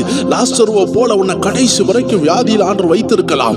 ஆண்டு சொல்லுகிறாரு, ஆனாலும் நீ சத்தியத்தை அறிந்து கொள், அந்த வியாதி உன் பரலோகத்தை தடுப்பதில்லை. சில வியாதிகள் மாறாத தெய்வ பிள்ளையே, சில வியாதிகள் கடைசி வரைக்கும் நம்மளை அந்த பலவீனம் தாக்கி கொண்டே இருக்கும். ஆண்டு சொல்லுகிறார், சில விஷயங்களை ஆண்டவர் நம்மளை குத்துகிற முள்ளாக வைத்திருப்பார். ஆண்டு சொல்லுகிறார், எல்லா பிரச்சனையும் அப்படி இல்லை. ஒரு சில பிரச்சனைகள் நம்மளுக்கு மரணம் பரியந்த இருக்கும். ஆனாலும் நாம் சத்தியத்தை அறிந்து கொள்வோம் என்றால் கடைசி வரைக்கும் மறுதலிக்க மாட்டோம். இல்லை என்றால் நம்முடைய மரண நேரத்தில் கடைசி வரைக்கும் உண்மையா இருந்த நம்ம என் ஆண்டவரனை காப்பாத்தலையேன்னு சொல்லி ஆண்டவரை மறுதலித்து விட்டு மறிப்போம். ஆண்டவரை மறுதலித்து மறிப்பது எவ்வளவு வேதனையான விஷயம் தேவச்சனமே. நித்தியமான நரகத்தில் போய் மாட்டுக்கிறதுக்காக இத்தனை நாள் நாம் பாடுபட்டோம். ஆண்டோடைய வார்த்தை கலாத்தியர்ல சொல்லப்படுகிறது, இத்தனை பாடுகளும் வீணாய் பட்டீர்களோ. ஹல்லேலூயா. ஒரு மாடனுடைய மூக்குல ஒரு கயிறு கட்டி இருப்பாங்க. அந்த மூக்கணாங் கயிறு போல நம்மளை கட்டி இழுக்கிற ஒரு வசனமாக்கு இந்த வசனம். நீ வேகமாக செல்லும் பொழுது உன்னை பிடித்து இழுக்கிற வசனம் தான் இது. நீ ஆண்டவரை மறுதலிக்கும் பொழுது, நீ ஆண்டவரை நிந்திக்கும் பொழுது, ஒருவேளை வேதனையினால அந்த பாடுனால ஆண்டவர் எனக்கு என்னத்தை செய்தார் என்று நீ ஆண்டவரை குறை சொல்ல ஆரம்பிப்ப. சத்துரு உன்னை எரிகிற தீயில் எண்ணெயை ஊற்றுகிறது போல உன் ஆண்டவர் உனக்கு என்ன செய்தார் என்று முறுமுறுக்க வைப்பான். அந்த நேரத்தில் நீ ஆண்டவரை சபிக்க ஆரம்பிப்ப. தெய்வ பிள்ளையே, இது ஒரு வேதனையான அனுபவம். ஆண்டு சொல்லுகிறார், அவன் இந்த ஜெபத்துல நீங்க அநேகர் எத்தனை போராட்டம் வந்தாலும் நீங்க ஆண்டவரை விட்டு விலகல. ஆனா ஒரு சிலர் ஆண்டவரை தூசிக்கிறீங்க, ஆண்டவரை வெறுக்கிறீங்க. அவர் உங்களுக்கு அற்புதம் செய்யலன்னு தான் நீங்க பாக்குறீங்களே தவிர அந்த வியாதி எதுக்கு வந்தது? அந்த வியாதி அநேகருக்கு சாட்சியா வந்திருக்கும். அந்த வியாதி ஆண்டவருடைய நாம மகிமைக்காக வந்திருக்கும். வேதத்துல சொல்லப்படுகிறது, பவுல் அப்போஸ்தலனுக்கு ஏதோ ஒரு பிரச்சனை இருந்தது. ஆண்டவர் சமூகத்துல 3 தடவை போய் ஜெபிக்கிறாரு. ஆண்டு சொல்லுகிறாரு, அந்த வியாதியை மாத்துகிறதுக்கு பதிலா அந்த வியாதி உன்னை கொல்லாது, அந்த வியாதியினால் உனக்கு பெருமை வராது என்று ஆண்டவர் சொல்லுகிறார். அந்த போராட்டத்தினால் உனக்கு பெருமை வராமல் இருக்கும் என்று சொல்லி என் கிருபை உனக்கு போதும் என்று அனுப்பி விடுகிறார். தேவ பிள்ளையே, ஆண்டவர் அற்புதம் செய்கிறாரோ செய்யலையோ, அவருக்காக நிற்க வேண்டியது நம்மளுடைய கடமை.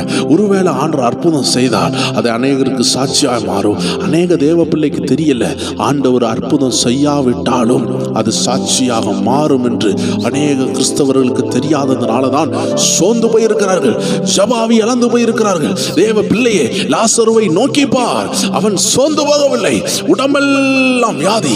யோபுவை நோக்கி பார், யோபு சோர்ந்து போகவில்லை, உடம்பெல்லாம் வியாதி. ஆண்டவரை மறுதலிக்கவில்லை, நாவினால் ஒரு பாவம் செய்யவில்லை. தேவ பிள்ளையே, நீ எந்த உபத்திரவத்தில் இருந்தாலும் பரிசுத்த ஆவியானவர் உன்னை தேற்றுகிறார். தேவ பிள்ளையே, தேவ மகனே, தேவ மகளே, ஆண்டவருடைய பிரசன்னம் உன்னை பார்த்து பேசுகிறது. ஆண்டவருடைய வசனம் உன்னை நோக்கி வருகிறது. நீ சோர்ந்து போவாதே தேவ பிள்ளையே. கர்த்தருடைய அக்கினி உன்னை நிரப்ப சுத்தமாக இருக்கிறது. நீ வியாதியில் இருந்தாலும், வியாதியே சுகமாகவில்லை என்றாலும் நீ சத்தியத்தை அறிந்து கொள். நீ வியாதியிலும் தேவனை மகிமைப்படுத்தலாம், வியாதி இல்லாமலேயும் தேவனை மகிமைப்படுத்தலாம். வீடு இருந்தாலும் நீ தேவனை மகிமைப்படுத்தலாம், வீடு இல்லாவிட்டாலும் தேவனை மகிமைப்படுத்தலாம். கார் இருந்தாலும் நீ தேவனை மகிமைப்படுத்தலாம், கார் இல்லாவிட்டாலும் தேவனை மகிமைப்படுத்தலாம். நீ திருமணம் ஆகியிருந்தாலும் தேவனை மகிமைப்படுத்தலாம், திருமணம் ஆகாவிட்டாலும் தேவனை மகிமைப்படுத்தலாம். உன்னை தேவனை மகிமைப்படுத்த வைக்கிறதுல இருந்து எந்த அந்தகாரமோ எந்த சூழ்நிலையோ உன்னை கர்த்தரை விட்டு பிரிக்க கூடாது. இதுதான் ஆண்டவர் உன்னோடு பேசுகிற வார்த்தை. ஏனென்றால் உனக்கு அது இருக்கலாம், இல்லாமல் இருக்கலாம், ஏதோ ஒன்று இருக்கலாம், ஏதோ ஒன்று இல்லாமல் இருக்கலாம். ஆனால் உனக்கு எப்பொழுதுமே இருக்கிறது கர்த்தர் உனக்கு கொடுத்த ஜீவன். நீ சொல்லணும், ஆண்டவரே, இந்த ஜீவன் பிரியும் வரைக்கும் ஆண்டவரை உம்மை மட்டும்தான் ஆராதிப்பேன். தேவ பிள்ளையே, உன் ஜீவன் இருக்கிற வரைக்கும் நீ அவரை ஆராதிக்கணும். நீ வாழ்க்கையின் ரகசியங்களையும் சத்தியங்களையும் நீ அறியாமல் போய்விடாது. இந்த 100 நாளில் உனக்கு விலையேறப்பட்ட சத்தியங்களை கர்த்தர் கற்றுக் கொடுப்பாரு. நீ எந்த திருச்சபைக்கு போனாலும் கர்த்தருடைய உபதேசத்தை நீ கேட்கவில்லை என்றால் நீ அநேக திருச்சபைகளுக்கு போய் கொண்டிருக்கலாம். தேவ பிள்ளையே, நீ எந்த திருச்சபையில நீ ஆராதித்துக் கொண்டிருந்தாலும் நீ கர்த்தருடைய ரகசியத்தை புரிந்து கொள்ளாமல் போனா உன் வாழ்க்கை கண்ணீர் உள்ளதுதான். இன்னைக்கு நீ கல்யாணம் நடக்கணும்னு அழுதுகிட்டு இருப்ப தேவ பிள்ளையே. இன்னைக்கு ஒரு குழந்தைக்காக அழுது கொண்டிருப்ப. வாழ்க்கை ஃபுல்லா உன் தேவைக்காக அழுகிறதுக்கு கர்த்தர் உன்னை அழைக்கல. உன் வாழ்க்கையில ஏதோ ஒன்று தடப்படுது பாத்தியா, அங்கதான் தேவ தேவனுடைய மகிமை இருக்குதுன்னு உள்ள சத்தியத்தை நீ அறிந்திருக்கிறாயா? ஆண்டவர் உன்னை பார்த்து கேட்கிறார். ஏதோ ஒன்று உனக்கு இல்லாமல் இருக்கிறதே, அந்த வீடு இல்லாமல் இருக்கிறதே, அந்த நிலம் இல்லாமல் இருக்கிறதே, அந்த குழந்தை இல்லாமல் இருக்கிறதே, ஆமீன், ஏதோ ஒன்று உனக்கு இல்லாமல் இருக்கிறதே தேவ பிள்ளையே, அது தேவனுடைய நாம மகிமைப்பட போதுன்னு உனக்கு சத்தியம் தெரியுமா? உன்னை பார்த்து கேட்கிறாரு. தேவ பிள்ளையே, உனக்கு தெரியுமோ இல்லையோ, உன்கிட்ட ஏதோ ஒன்று இல்லைன்னு சொல்லுகிறது சாத்தானுக்கு தெரியும். அதை வைத்து சாத்தான் உன்னை சோதித்துக் கொண்டிருக்கிறான். நீ சொல்ல வேண்டியதெல்லாம் ஒன்னே ஒண்ணுதான், என் ஜீவன் இருக்கிற வரைக்கும், எனக்கு வீடு இருக்கோ இல்லையோ, எனக்கு வஸ்து இருக்கோ இல்லையோ, எனக்கு கார் இருக்கோ இல்லையோ, எனக்கு சுகம் இருக்கோ இல்லையோ, நான் மரணம் பரியந்தம் என் ஆண்டவரையே நான் ஆராதிப்பேன் நீ சொல்ல ஆரம்பித்தனா, சில உன்னதமான சத்தியங்களை கர்த்தர் உனக்கு சொல்லி தந்து உன்னை உயர்த்துவார். ஆண்டவருடைய வசனம் சொல்லியிருக்கிறது, சத்தியத்தையும் அறிவீர்கள், அந்த சத்தியம் உங்களை விடுதலையாக்கும். தெய்வ பிள்ளையே, சத்தியம் தான் உங்களை விடுதலையாக்கும். அநேக நேரம் நீங்க ஜெபித்தும் சிலப்போ விடுதலையாகாமல் போகலாம். காரணம் சத்தியம் தெரியாது. அதனால்தான் ஆவியானவர், சத்திய ஆவியானவர் உங்களோடு சத்தியங்களை பேசி கொண்டிருக்கிறாரு. இந்த வார்த்தைகள் எல்லாம் உங்களுக்கு புதிதாக இருக்கலாம், இந்த வார்த்தைகள் எல்லாம் உங்களை பலப்படுத்துகிறதா இருக்கலாம், இந்த வார்த்தைகள் எல்லாம் உங்களை சிந்திக்க வைக்கிறதா இருக்கலாம். தேவ பிள்ளையே, நீ சிந்தித்து ஒப்புக்கொடு. தேவ சமூகத்தில் ஒப்புக்கொடு. பேசுகிறது பரிசுத்த ஆவியானவர் உன்னோடு பேசிக் கொண்டிருக்கிறார், உன் வாழ்க்கையோடு பேசிக் கொண்டிருக்கிறார். இந்த வார்த்தை உன் வாழ்க்கையோடு சம்பந்தப்பட்டது. அதனால இதை நீ எளிதாக எடுக்காதே. கர்த்தர் உன் குடும்பத்தில் இறங்குகிறார், உன் மேல் ஆவியை ஊற்றுகிறார். ஆண்டவரை பார்த்து சொல்லுவியா, என் நாட்கள் முடியும் வரை, என் ஜீவன் பிரியும் வரை உம்மையே ஆராதிப்பேன் ஆண்டவரே. எனக்கு அது இருக்கோ இல்லையோ, எனக்குள்ள ஜீவன் இருக்கிறது. அது இருக்கோ இல்லையோ, எனக்கு ஜீவன் இருக்கிறது. ஒருவேளை ஆண்டவர் சொல்லுகிறார், தேவ பிள்ளையே, நான் உனக்கு ஒரு வருஷம் தருகிறேன், நீ அதற்குள்ளாக உன் வாழ்க்கையில் என்ன செய்யணுமோ நீ செய்யணும்னு சொன்னா நீ என்ன செய்வ? தெய்வ பிள்ளையே, உன் பிள்ளைக்கு ஒரு வீடு கட்டி கொடுத்துட்டு வருவாயா? இல்லை என்றால் உன் பிள்ளை பரலோகத்துக்கு வரணும்னு சொல்லி இயேசு அறிவித்து கொண்டு வருவாயா? உனக்கு ஒரு 5 நிமிடம் இருக்குது. அந்த 5 நிமிடம் பிறகு உன் வாழ்க்கை முடியும் என்றால் நீ என்ன செய்வ? ஒரு 5 நிமிஷம் காசு சம்பாதிக்கலன்னு நினைப்பாயா? இல்லை என்றால் உன் நித்திய வீட்டுக்காக உன்னை ஆயத்தப்படுத்துவாயா? உன் வாழ்க்கையில் உள்ள பாவத்தெல்லாம் அறிக்கை பண்ணி ஆண்டவராக இயேசுவை இருதயத்தில் ஏற்றுக்கொண்டு பரலோகத்துக்கு ஆயத்தப்படுவாயா? இல்லை என்றால் ஒரு 5 நிமிஷம் கிடைச்சாலும் ரோட்டில் போய் சுற்றி பார்க்கலாம், ஒரு சினிமா பார்க்கலாம், ஊரை சுற்றி பார்க்கலாம், ஒரு 5 நிமிஷம் கிடைச்சிட்டு மொபைல் யூஸ் பண்ணலான்னு மொபைலை யூஸ் பண்ணுவாயா? உனக்கு ஒரு 5 நிமிஷம் தான் இருக்குதுன்னா நீ வாழ்க்கையில் எதை இன்வெஸ்ட் பண்ணுவேன்? வெளியேறப்பட்ட ஆண்டவராக இயேசுக்காக தானே இன்வெஸ்ட் பண்ணுவேன். அப்போ நீ புரிஞ்சு கொள்ளணும், உன் வாழ்க்கை ஆண்டவருக்காக தான் உபயோகப்படணும். அதனால் உனக்கு ஜீவன் இருக்கும் பொழுது அநேகருக்கு கர்த்தர் சிலதை கொடுக்குறாரு, சிலதை கொடுக்கல. கொடுத்தாலும் சந்தோஷம், கொடுக்காட்டியும் சந்தோஷம். ஏன் தெரியுமா? கொடுத்ததை வச்சு ஆண்டவர் மகிமைப்படுகிறாரு, கொடுக்கலனா கொடுக்காததை வச்சு மகிமைப்படுறாரு. வியாதி இருந்தா அந்த வியாதியில மகிமைப்படுறாரு, வியாதி இல்லைனா வியாதி இல்லாம மகிமைப்படுகிறாரு. சிலருக்கு கால்கள் இருக்கிறது, சிலர்கள் சப்பானியா இருக்கிறாங்க. ஆண்டவர் சொல்லுகிறாரு, நீ யாரா இருந்தாலும் உன் மேல தேவனுடைய ஆவியானவர் இறங்கி உன் மூலமா ஆண்டோடைய நாம மகிமைப்பட போகிறது. தேவ பிள்ளையே, ஆண்டோடைய சுத்தத்தை தடுக்க உன் வேலை இல்லாமை, உன்னுடைய திருமணம் ஆகாமை, உன்னுடைய கடன் எதுவுமே தடையாக இருக்காது. தேவ சுத்தத்தை தடை பண்ண ஒருத்தனால மட்டும்தான் முடியும், அதுதான் நீ. நீ சாத்தானுக்கு இடம் கொடுத்தால் உன் வாழ்க்கையில் உள்ள மகிமையான திட்டம் தடை பண்ணப்படும். அதனால்தான் ஆண்டவர் உன்னை பார்த்து சொல்லுகிறார், நீ ஆயத்தப்படு மகனே, நீ ஆயத்தப்படு மகளே. எத்தனை பேர் ஆண்டவரை பார்த்து சொல்லுங்க இந்த அருமையான ஜெப வேளையில, ஆண்டவர் எனக்கு எது இல்லாம இருக்கலாம்ப்பா, ஆனா எனக்கு சுவாசம் ஓடிக்கொண்டு இருக்கிறது, எனக்கு ஏதோ ஒரு போராட்டம் இருக்குது, அதை நீங்க உங்க நாம மகிமைக்காக மாத்திருவீங்கன்னு தெரியுது. நான் இந்த ஒரு போராட்டத்தை வச்சு உங்கள்கிட்ட அழுகிறதுக்கு கர்த்தர் நீங்க என்ன அழைக்கல. அத்தனை போராட்டத்தையும் மாற்றக்கூடிய ஞானத்தையும் அபிஷேகத்தையும் எனக்கு நீங்க தர போறீங்க. அதனால என்ன நான் தாழ்த்தி அர்ப்பணிக்கிறேன்ப்பான்னு சொல்லிட்டு இந்த வரிகளை சொல்லி ஆண்டவரை உயர்த்தோமா. ஓ அல்லேலூயா, என் நாட்கள் முடியும் வரை, என் ஜீவன் பிரியும் வரை,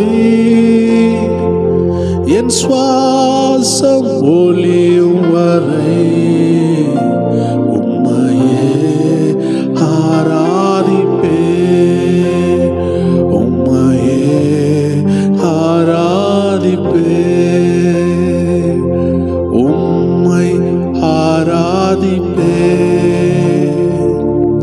உம்மை ஆராதிப்பே, உம்மை ஆராதிப்போம், நாங்கள் உம்மை ஆராதிப்போம். என் நாட்கள், என் ஜீவன் ஜீவன் பிரியும்.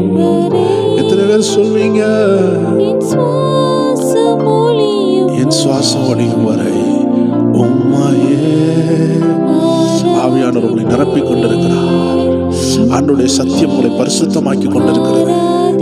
யோவான் 17:17 ஆண்டு சொல்லுகிறார், ஆண்டவருடைய சத்தியம் உங்களை பரிசுத்தப்படுத்தும். தேவ பிள்ளையே, தேவனுடைய நாமத்திற்கு பயந்து வாழுகிற தேவ பிள்ளையே, ஆண்டவருடைய சத்தியம் உன்னை பரிசுத்தப்படுத்தும். இதை கேட்ட வசனத்தை கேட்ட ஒவ்வொரு பேரும் பரிசுத்தமாயிருக்கிறீர்கள் என்று வேதம் சொல்லுகிறது. ஹல்லேலூயா. ரபபா ஷகத லரப ஷந்தலரவா. யோவான் 17:17 சொல்லுகிறது, உம்முடைய சத்தியத்தினாலே அவர்களை பரிசுத்தமாக்கும். உம்முடைய வசனமே சத்தியம். தேவ பிள்ளையே, உன்னை ஆண்டவர் பரிசுத்தப்படுத்தி இருக்கிறார். நீ ஜெபித்தும் பரிசுத்த ஆகாமல் இருக்கலாம். நீ சத்தியத்தை கேட்டு அதற்கு கீழ்ப்படியும் பொழுது மட்டும்தான் நீ பரிசுத்தமாகுவாய். ஒருவேளை உனக்கு ஒரு காய்ச்சல் இருக்குது, ஒரு வாமிட் இருக்குது, ஒரு வயிறு வலி இருக்குது, ஏதோ ஒரு பிரச்சனையில நீ கஷ்டப்படும் பொழுது உன் கையில அந்த டேப்லெட் இருக்கலாம். நீ டேப்லெட் வச்சிருந்ததுனால உன் வலி உன்னை விட்டு போறது கிடையாது. அந்த டேப்லெட்டை பித்து அதை உன்னுடைய வாயில் போட்டு அந்த டேப்லெட்டை முழுங்கும் பொழுதுதான் அந்த டேப்லெட் உனக்குள்ளாக சென்று கிரியை செய்யும். தெய்வ பிள்ளையே, உன்னை பார்த்து ஆண்டு சொல்லுகிறார், நீ ஜெபம் என்ற டேப்லெட்டை கையில வைத்திருக்கிற, ஆனா அந்த சத்தியத்தை பிச்சு அதை உன்னுடைய வாய்க்குள்ள போட்டு அந்த சத்தியத்தை உன் உள்ளான மனிதனுக்குள்ளாக போட்டு உன் இருதயத்துக்குள்ள அதை ஏற்றுக்கொண்டு இந்த சத்தியத்துக்கு நான் கீழ்ப்படியணும், இந்த சத்தியத்துக்கு நான் கீழ்ப்படியணும், நான் எந்த போராட்டத்தையும் பார்க்காம நான் முன்னேறி ஓடணும்னு உன்னை தீர்மானிப்பாய் என்றால் உன் மேல் கர்த்தருடைய ஆவியானவர் பற்றி எரிவார், பற்றி பிடிப்பார். தேவ பிள்ளையே, ஈரமுள்ள ஒரு விறகு எரியாது. ஈரமுள்ள ஒரு விறகு எரியாதது போல பாரமுள்ள சோர்வு உள்ள ஒரு மனிதனால் பரிசுத்த ஆவியின் அக்னியை சுமக்க முடியாது. அநேகர் அபிஷேகம் வேண்டும் என்று கேட்கிறார்கள். ஆண்டவர் சொல்லுகிறார், நீ ஆயத்தப்படுவாயா? இந்த உலகத்தில் உள்ள எல்லாத்தையும் காட்டிலும் ஆண்டவரை நேசிப்பாயா? பேதுருவை போல் சொல்லுவாயா? பொன்னும் இல்ல வெள்ளியும் இல்ல, ஆண்டவராக இயேசு எனக்கு போதும் எத்தனை பேர் சொல்லுவீங்க? அப்படிப்பட்டவங்க தான் பிசாசை விரட்ட முடியும். அருமையான பெக்மான்ஸ் ஃபாதர் ஐயா ஒரு பாடல்ல பாடுகிறார், ஜீவனை விட நாம் தேவனை நேசிக்க வேண்டும், அப்பொழுதுதான் பிசாசை விரட்ட முடியும் என்று அந்த பாடல் வரிகள்ல அழகாக பாடுகிறார். எத்தனை பேர் சொல்வீங்க, ஜீவனை விட நான் தேவனை நேசிக்கிறேன்? அப்படிப்பட்டவங்க கட்டுகள்ல இருந்து வெளியே வருவீங்க. தேவ பிள்ளையே, ஃபர்ஸ்ட் உன்னை கீழே அழுத்துகிற எல்லா பாரத்தையும் விட்டுட்டு உன் போராட்டத்தை மறந்துட்டு, இயேசு எனக்கு ஒரு வழியை வைத்திருக்கிறார், இயேசு எனக்கு ஒரு பாதையை வைத்திருக்கிறார், அது வெளிப்படுறதுக்காக நான் ஜெபிப்பேன், அந்த தரிசனம் உண்டாக நான் ஜெபிப்பேன், அந்த சொப்பனம் உண்டாகிற வரைக்கும் நான் ஜெபிப்பேன். எத்தனை பேர் சொல்லுகிறீங்க? உங்க போராட்டத்திற்கு ஒரு வாசல் திறக்கப்படுகிறது. அந்த வாசல் உன் சொப்பனம், உன் தரிசனம், உன் விசுவாசம், உன்னை இயக்கும் விசுவாசம், உன்னை நடத்தும் விசுவாசம். உனக்கு ஒரு ஞானத்தை கர்த்தர் கட்டளையிடுகிறார். அதுதான் உன் திறந்த வாசல். அதை உபயோகப்படுத்த தேவ பிள்ளையே. பிதாவாகிய தேவன் அருமையான ஞானத்தை தாவீதுக்கு மேலாக ஊட்டியிருந்தார். அவ்வளவு பெரிய கோலியாத்து வரும் பொழுது இந்த மனிதன் ஒரு 5 கல்லை எடுக்கிறார். இந்த 5 கல்லை எடுத்து அந்த கோலியாத்தை விரட்டி அடிக்கிறார். தேவ பிள்ளையே, இது தேவனுடைய ஞானம். அதனால தான் ஆரம்பத்திலே சொன்னேன், தேவ பிள்ளையே, உன் கூட இயேசுவே இருந்தாலும் உனக்கு அற்புதம் நடக்காது. ஏன் தெரியுமா? நீ இயேசுவின் வார்த்தையை கேட்கணும். இயேசுவின் வார்த்தை தான் உனக்கு அற்புதம் செய்யும். கானா ஊர்ல பாருங்க, இயேசு அந்த கல்யாண வீட்டுல தான் இருந்தாரு, ஆனா அற்புதம் நடக்கல. அற்புதம் எப்ப நடந்துச்சு தெரியுமா? ஆண்டவராகிய இயேசு சொன்னார், அந்த கற்சாடியை எடுங்கள், அதை தண்ணீரை நிரப்புங்கள். தேவ பிள்ளையே, அந்த 2 வார்த்தைக்கு அவங்க கீழ்ப்படியாம இருந்திருந்தால் அவர்கள் வாழ்க்கையில் அற்புதம் நடக்காது. அவங்க அம்மா சொன்னாங்க, மரியாள் அம்மா சொன்னாங்க, அவர் என்ன சொல்லுகிறாரோ அதபடி செய்யுங்கள். தேவ பிள்ளையே, இயேசுவை நீ ஏற்றுக்கொண்டதுனால அற்புதம் நடக்காது. இயேசுவும் கூட இருக்கிறதுனாலே அற்புதம் நடக்காது. பாருங்க, சீசர்கள் எல்லாரும் படகுல இயேசுவை வச்சிருந்தாங்க. இயேசு தூங்கி கொண்டிருந்தார். கடல் சீற்றமானது, கடல்ல காத்தடிச்சது, போராட்டம் வந்தது. ஆண்டவர் அற்புதமே செய்யல. ஏன் தெரியுமா? இயேசு சொன்னதை அந்த சீசர்கள் செய்யல. கடலையும் காற்றையும் அவர்கள் அதட்ட வேண்டும், அவர்கள் அதட்டவில்லை. அவர்கள் பயந்தார்கள். போராட்டம் வரும் பொழுது பயப்படாதீர்கள், அதை எதிர்த்து நிற்க திராணி உள்ளவர்களாகும்படி ஜெபியுங்கள், உபவாசியுங்கள், ஆண்டவர் சொல்லுகிற ஆலோசனையை கேளுங்கள். இதுதான் நாம் ஜெயிக்கக்கூடிய ஒரே வழி. பாருங்கள், கானா ஊர் திருமணத்தில் கூட இயேசு அங்க இருந்தார். மரியாளம்மா சொன்னாங்க, அவர் என்ன சொல்லுகிறாரோ அதை செய்யுங்கள். அதே வார்த்தை தான் உங்களை பார்த்து வருகிறது. அவர் என்ன சொல்லுகிறாரோ அதை நீ செய் மகனே, அதை நீ செய் மகளே. அதை செய்கிறதற்காக தான், அந்த தரிசனத்தை நீ பெற்றுக் கொள்ளுகிறதற்காக தான், அந்த விசுவாச பாதையின் ஆமென் அந்த கதவண்டை உன்னை கொண்டு செல்லுகிறதுக்கு தான் இந்த 100 நாள் ஜெபம். அதற்கு பின்பதாக உன் வாழ்க்கை திறக்கப்பட்டுரும். ஆமென். அந்த கதவின் கிட்ட வரணும். ஆண்டவராகிய இயேசு எதை சொல்லுகிறாரோ அதை செய்கிற ஒரு வாழ்க்கை உனக்கு வந்துட்டுனா ஆவியானவர் உன்னோடு பேசிக் கொண்டிருப்பார். இன்னைக்கு அநேகருடைய தரிசனத்தில் ஆவியானவர் பேசல. இன்னைக்கும் ஆண்டவருடைய சத்தத்தை கேட்டாங்க, ஆனா இன்னைக்கு ஆண்டவருடைய சத்தம் கேட்க முடியல. ஆண்டவர் சொல்லுகிறாரு, இன்னைக்கு அந்த கட்டு உடையுது, அந்த போராட்டம் உடையுது, அந்த ஆவியானவர் உடைக்கிறாரு. இன்னைக்கு இந்த 100 நாள் ஜெபத்துல கர்த்தருடைய சத்தத்தை தடை பண்ணுகிற எல்லா அந்தகாரமும் இப்பொழுது உடைகிறது, இப்பொழுது உடைகிறது, இப்பொழுது உடைகிறது. தேவ பிள்ளையை பெற்றுக்கொள். ஒரு அக்கினி இறங்குது, ஒரு அக்கினி இறங்குது. உச்சம் தலை முதல் உள்ள கால் வரைக்கும் ஒரு பரிசுத்த ஆவியின் அக்கினி இறங்கி கொண்டிருக்கிறது. ஒரு பரிசுத்த ஆவியின் அக்கினி இறங்குது. லீகா லாபா ஷகா லாதா லாபா லியாந்தல ரபோ சந்தல ரபா லீக்ரோ சாம்ப்ரா லியாண்டல ரபா. கர்த்தருடைய அக்கினி உன் மேல நிரப்பி கொண்டிருக்கு தேவ பிள்ளையே. கர்த்தருடைய ஆவியானவர் உன்னை நிரப்பி கொண்டிருக்கிறாரு. உன் உச்சம் தலை முதல் உன் உள்ளம் கால் வரைக்கும் ஆவியானவருடைய அக்கினி நிரப்புகிறது, ஆவியானவருடைய வல்லமை நிரப்புகிறது. எத்தனை பேர் காப்பீங்க, ஆண்டவரே அந்த ஞானத்தின் ஆவியினால் நிரப்பும். நாளைக்கு என்ன செய்யணும், நாளைக்கு என்ன நடக்க போகுது, இந்த உபத்திரம் எப்படி நன்மையா மாறும், இந்த உபத்திரம் உங்களை எப்படி உயர்த்த போகுது. யோசேப்புக்கு அந்த குழியை குறித்து அவனுக்கு தெரியாமல் இருந்தது. அந்த குழியில கண்ணீரோடு இருந்தாரு. என் சொந்தக்காரன் இந்த குழியில தூக்கி போட்டானே, என் அண்ணன் தம்பி இந்த குழியில தூக்கி போட்டானே, நான் இறந்துட்டேன்னு வேற என் அப்பாட்ட சொல்லிட்டானேன்னு சொல்லி மன வருத்தத்தில் உள்ள இருந்தாலும் அவனுடைய உயர்வின் குழி சில நேரம் ஆண்டவனை ஆசீர்வதிக்கிறதுக்கு பாடி என்ற குழியில போடுவாரு, திருமண தடை என்ற குழியில போடுவாரு. குழந்தை இல்லாத ஒரு குழியில நீ கிடக்கலாம், ஏதோ ஒரு குழியில கிடக்கிறல, நீ அநேகருக்கு சாட்சியா மாற போறன்னு ஆவியானவர் உங்களை பார்த்து பேசுகிறாரு.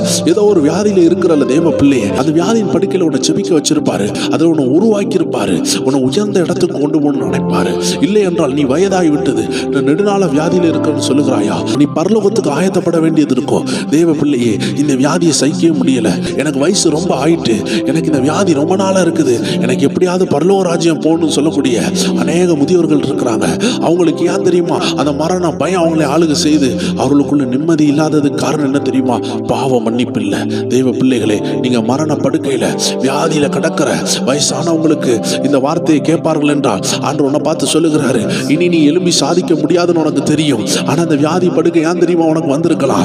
ஆண்டவர் உங்களை பார்த்து சொல்லுகிறார், அருமையான முதியோர்களே, அருமையான முதியோரே, ஆவியானவர் உங்களை பார்த்து பேசுகிறது என்ன தெரியுமா, அந்த வியாதி படுக்கை உன்னை சுத்திகரித்து கொண்டிருக்கும். ஒருவேளை நீ நரகத்துக்கு போயிடலாம். வயது முதிர்ந்து வரும் பொழுது தானாக பெருமை உள்ள வரும், தானாக கோபம் உள்ள வரும். உங்களுக்கு கவனிக்கலையே நீங்க கோவப்படுவீங்க, உங்கள்கிட்ட பேசலையேன்னு கோவப்படுவீங்க, கசப்பு வச்சிருப்பீங்க. மருமக மேல ஒரு கசப்பு இருக்கும், மருமக மேல ஒரு கசப்பு இருக்கும். உங்க வியாதியின் படுக்கையில அநேகரை தூசிக்க ஆரம்பிப்பீங்க. அவன் எனக்கு உதவி செய்யல, இவ எனக்கு உதவி செய்யல. தேவ பிள்ளையே, வயது முதிர்ந்த தாயாரே, ஆண்டவர் உங்களை பார்த்து சொல்லுகிறார், இந்த வியாதியிலிருந்து சுகப்படுத்தினாலும் கூட உனக்கு 80 வயசு ஆகுதுன்னா இனி நீ எழுப்பி பிரகாசிக்க முடியாதுதான். ஆனா அந்த வியாதியை ஆண்டவர் ஏன் போட்டிருப்பாருன்னா உன்னை சுத்திகரிக்கிறார். தேவ பிள்ளையே, ஒவ்வொரு பேருடைய வியாதி அற்புதமாய் மாறும். வயது முதிர்ந்தவர்களுடைய வியாதி அவர்களை சுத்திகரிக்கிறது. எத்தனை பேருக்கு இந்த சத்தியம் தெரியும்? தேவ ஜனமே, நீ ஆயத்தப்படு. ஆமென். அநேக சத்தியங்களை நீ கற்றுக்கொள். வயது முதிர்ந்தவர்கள் வியாதியில போராட்டத்தில் இருக்கிறாங்கன்னா ஆண்டவர் அவங்களை சுத்திகரிக்கிறார், அவங்க பெருமையை உடைக்கிறார், அவங்களுடைய சோர்வை மாற்றுகிறார், அவங்களை ஆமென் அவங்களை பரிசுத்தப்படுத்துகிறார். அந்த வியாதியின் கொடூரத்தினால், அந்த போராட்டத்தினால் ஆண்டவர் சமூகத்தில் அவங்களை தாழ்த்தி ஜெபிக்க வைக்கிறார். ஆண்டவர் அவங்களை பரலோகத்துக்கு ஆயத்தப்படுத்துகிறார். யோபுவை போல நீங்க பாடுபடுகிறீங்களா? எனக்கு வாழ வேண்டிய வயசு நிறைய இருக்கு பிரதர்னு சொல்லுகிறீங்களா? ஆண்டவர் சொல்லுகிறார், உன்னை ஒரு விசேஷித்த ட்ரைனிங் கொடுக்கிறாரு.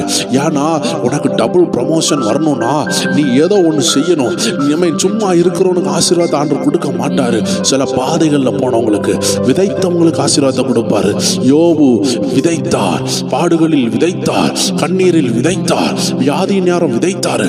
உடம்பெல்லாம் அரித்து வியாதிகள் வந்த பொழுதிலும் ஆண்டவருக்காக நின்னாரு. தேவ பிள்ளையே, நீ வாழ வேண்டிய பிள்ளை. ஏதோ வியாதியிலே இருக்கிறாயா, கர்த்தர் உன்னை சுகப்படுத்துவாரு. உன் மேல கர்த்தருடைய மகிமை இறங்கும். உனக்காக கர்த்தருடைய நேரம் வரும். உன் விடுதலை உனக்கு சமீபமா இருக்கும். ஆண்டவர் உன்னை பயன்படுத்துவாரு. ஏனென்றால் ஏதோ ஒரு பாடத்தை சொல்லிக் கொடுக்கிறதுக்காக அந்த வியாதியில போட்டிருக்கிறார். உன்னை கண்டு அநேகர் ஆண்டவர் சமூகத்தில் வருவார்கள். உன் குடும்பத்தில் ஒரு சமாதானத்தை கொண்டு வர ஹல்லேலூயா ஒரு வியாதியை உனக்கு கொண்டு வந்திருப்பாரு. நீ ஜெபி, கர்த்தர் அந்த கட்டை உடைத்து உன்னை வெளியே கொண்டு வருவாரு. சிலருடைய திருமண தடைகளை கர்த்தர் உடைக்கிறாரு. எத்தனை பேர் இந்த சத்தியத்தை புரிந்து கொண்டு ஆண்டவரே என்னை நிரப்பும், எனக்கு தேவையானது திருமண தடை மாறணும் சொல்லுகிறத காட்டிலோ எனக்கும் ஆண்டவருக்குள்ள உள்ள தடை மாறணும், எனக்கும் ஆண்டவருக்குள்ள உறவு ஸ்ட்ராங் ஆகணும், எனக்கு ஆவியானவர் வெளிப்படுத்துகிறது எனக்கு தெரியணும், ஆவியானவர் எனக்கு சொல்லுகிறது என் கண்ணில் புரியணும் சொல்லுகிறது தான் உண்மையான சக்சஸ். இந்த அருமையான 10வது நாள்ல கர்த்தருடைய ஆவியானவர் உங்களை நிரப்ப சித்தமா இருக்கிறாரு. எத்தனை பேர் ஆண்டவரை பார்த்து சொல்றீங்க, என்னை நிரப்புங்கப்பா, என்னை நிரப்புங்கப்பா, எந்த தடை இல்லாம நான் உம்மோடு உறவாடணும், உங்க சித்தத்தை கண்டுபிடிக்கணும். ஹல்லேலூயா. எப்படி எலிசா தீர்க்கதரிசிகள் அவன் தடைகள் போராட்டங்கள் வரும் பொழுது உங்க சத்தத்தை கேட்டு ஜனங்களை காப்பாத்தினாங்களோ, எப்படி ஆண்டவராக இயேசு பரிசுத்தாவின் சத்தத்தை கேட்டு ஜனங்களுக்கு விடுதலையை வாங்கி கொடுத்தாரோ, இன்னைக்கு அந்த இடத்துல நான் தான் இருக்கிறேன், என் ஆண்டவராக இயேசு பிரதிபலிக்கிறதுக்கு நான் தான் இருக்கிறேன், எனக்கு வெளிப்படுத்துங்கப்பா, என்ன ஆவியினால் நிரப்புங்கப்பான்னு எத்தனை பேர் கேட்பீங்க? எத்தனை பேர் உள்ளத்தின் ஆழத்திலிருந்து கேட்பீங்க? அப்பாவும் ஏக்கங்கள் அறியணும். ஆண்டவர் எவ்வளோ மன வருத்தத்தோடு சொன்னார் தெரியுமா? என் நினைவுகள் உன் நினைவுகள் அல்ல. ஏன்னா அவர் ஆவியாக இருக்கிறார், நீ மாம்சமாக இருக்கிற, நீ மாம்ச மனுஷன். யோவான் 6:63 சொல்லுகிறது, மாம்சத்தில் ஒரு நன்மையும் இல்லை, ஆனால் அந்த ஆவியும் ஜீவனமா இருக்குது. ஆவி நீங்க ஆண்டவர் உங்களோடு பேசுகிறார், அவருடைய வார்த்தை ஆவியும் ஜீவனமா இருக்குது. அந்த வார்த்தையை வைத்து உங்களை ஆவியில நிரப்பி கொண்டிருக்கிறார். அந்த வார்த்தை உங்களோடு பேசி உங்களோட அறியாமைகளை மாற்றுகிறார். ஏனால் ஜனங்கள் அறிவில்லாமையினால் சங்காரமாகுகிறார்கள் வேதம் சொல்லுகிறது. அநேக தேவ பிள்ளைகள் ஆண்டோடைய சத்தியங்கள் தெரியாததுனால சங்காரமாகி கொண்டிருக்கிறார்கள். கிறிஸ்தவர்கள் தான், தேவனை அறிந்தவர்கள் தான், தேவனை ஆராதித்தவர்கள் தான், ஆனால் அநேக சத்தியங்கள் தெரியாமல் அந்நியரோடு உறவாடி அவர்கள் வாழ்க்கையை அவர்கள் அழித்து கொண்டிருக்கிறார்கள். சத்தியம் இல்லாததினால் அவர்கள் அழிந்து போய் கொண்டிருக்கிறார்கள். தேவ பிள்ளையே, நீ ஏசப்பா பிள்ளைன்னு சொல்லிட்டு உனக்கு அழிவு வராதுன்னு நினைக்காத. நீ கவனமாக இல்லை என்றால் யூதாஸ் காரியத்தை பார், சவுல் ராஜாவை பார், சிம்சோனை பார். தேவ பிள்ளைகளே, தேமாசை பாருங்கள், அகரிப்பாவை பாருங்கள். இவர்கள் எல்லாரும் ஆண்டவரை விட்டு பிரிந்து போனவர்கள். ஹல்லேலூயா. ஆண்டவர் நீ உன்னை பார்த்து சொல்லுகிறார், நீயும் பிரிந்து போக வாய்ப்பு இருக்கிறது தேவ பிள்ளையே. ஹல்லேலூயா. நீ கரபா ஷகனா தல ரபா அல்பரா ஷத்தலார் யாத்துனாத ரிவால் ஹந்தரசியா லேப்ரோஹோசி அண்டலரபா. அனனியா சபிராலை பாருங்கள், தேவனுக்கு விரோதமாக போய் சொல்லி இறந்தார்கள். தேவ பிள்ளைகளே, நீ ஆண்டவருடைய பிள்ளையாக இருந்தும் சத்தியம் உனக்கு தெரியவில்லை என்றால் உன் வாழ்க்கை பாதி வழியில் மங்கிவிடும்.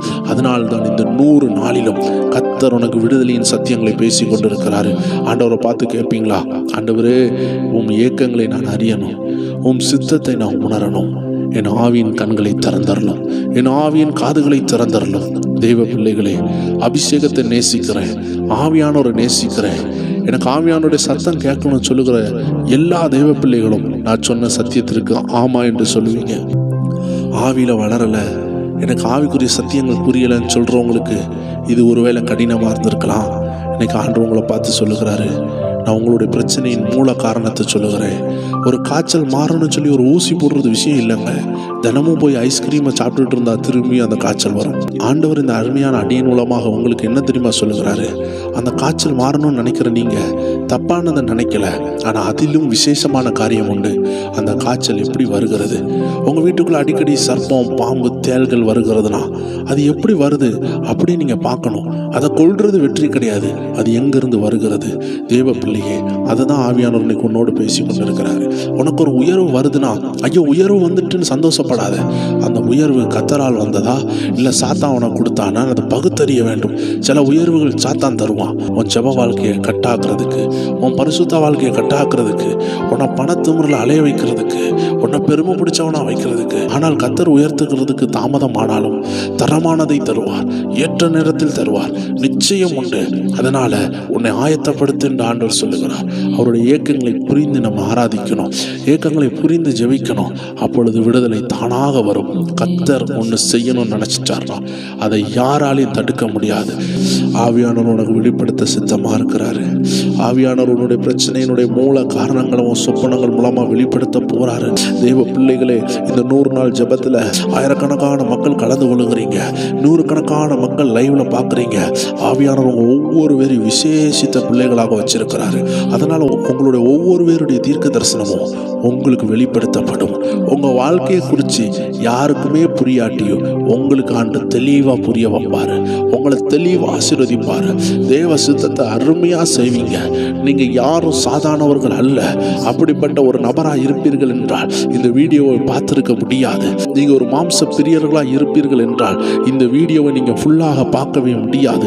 பாதி தான் பார்ப்பீங்க, அறகுறையா பார்ப்பீங்க, ஏதோ 100 நாள் கலந்து கொள்வோமேன்னு கலந்து கொள்வீங்க.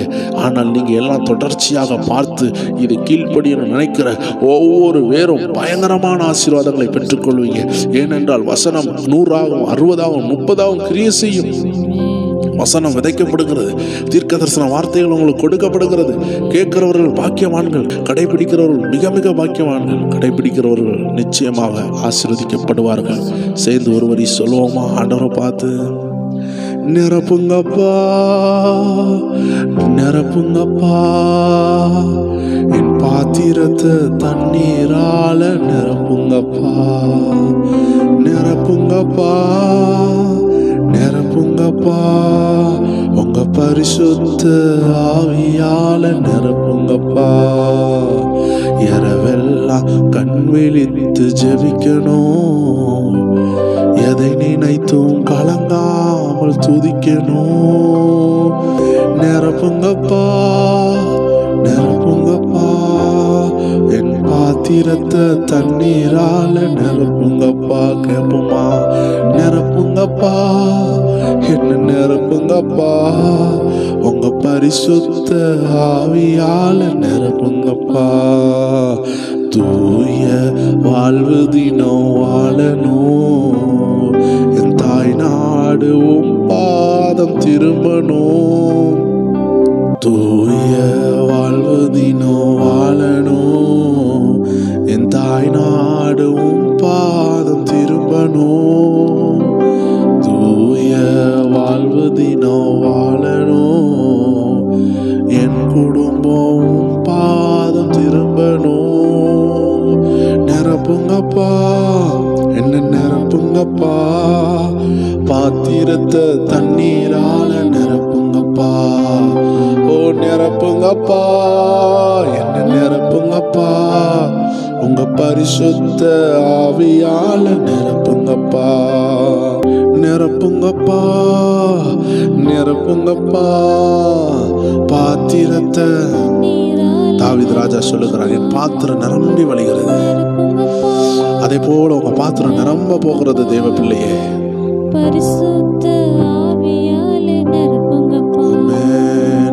ஆறாக பெருக்கெடுத்து ஓடணும், ஆயிரங்கள் உம்மண்டை நடத்தணும். எத்தனை பேர் சொல்றீங்க? ஆறாக பெருக்கெடுத்து. நீங்க உங்களுக்கு மட்டும் ஆசீர்வாதம் இல்லை தேவச்சனமே, நீங்க ஊருக்கே ஆசீர்வாதம். உன்னை கண்டு அநேகர் வருவாங்க. உன் வெளிச்சத்தின் அன்றைக்கு ராஜாக்கள் வருவாங்க. நீ பயந்து கொண்டு இருக்க நாட்கள் முடிகிறது. சத்தியத்தை அறிகிற நீ தெளிந்தவனாக மாறுகிற, புத்தி உள்ளவனாய் மாறுகிற. அநேக போராட்டங்களை உன்னை கொண்டுதான் ஆண்டவர் சமாளிப்பாரு. இயேசு அப்பாவும் இயக்கங்கள் அறியணும், தப்பாமல் வழியில் நடக்கணும். அப்பாவும் இயக்கங்கள் அறியணும், நான் தப்பாமல் வழியில் நடக்கணும். சொல்லுவோம் சொல்லுவோம், நிரப்புங்கப்பா, என்ன நிரப்புங்கப்பா.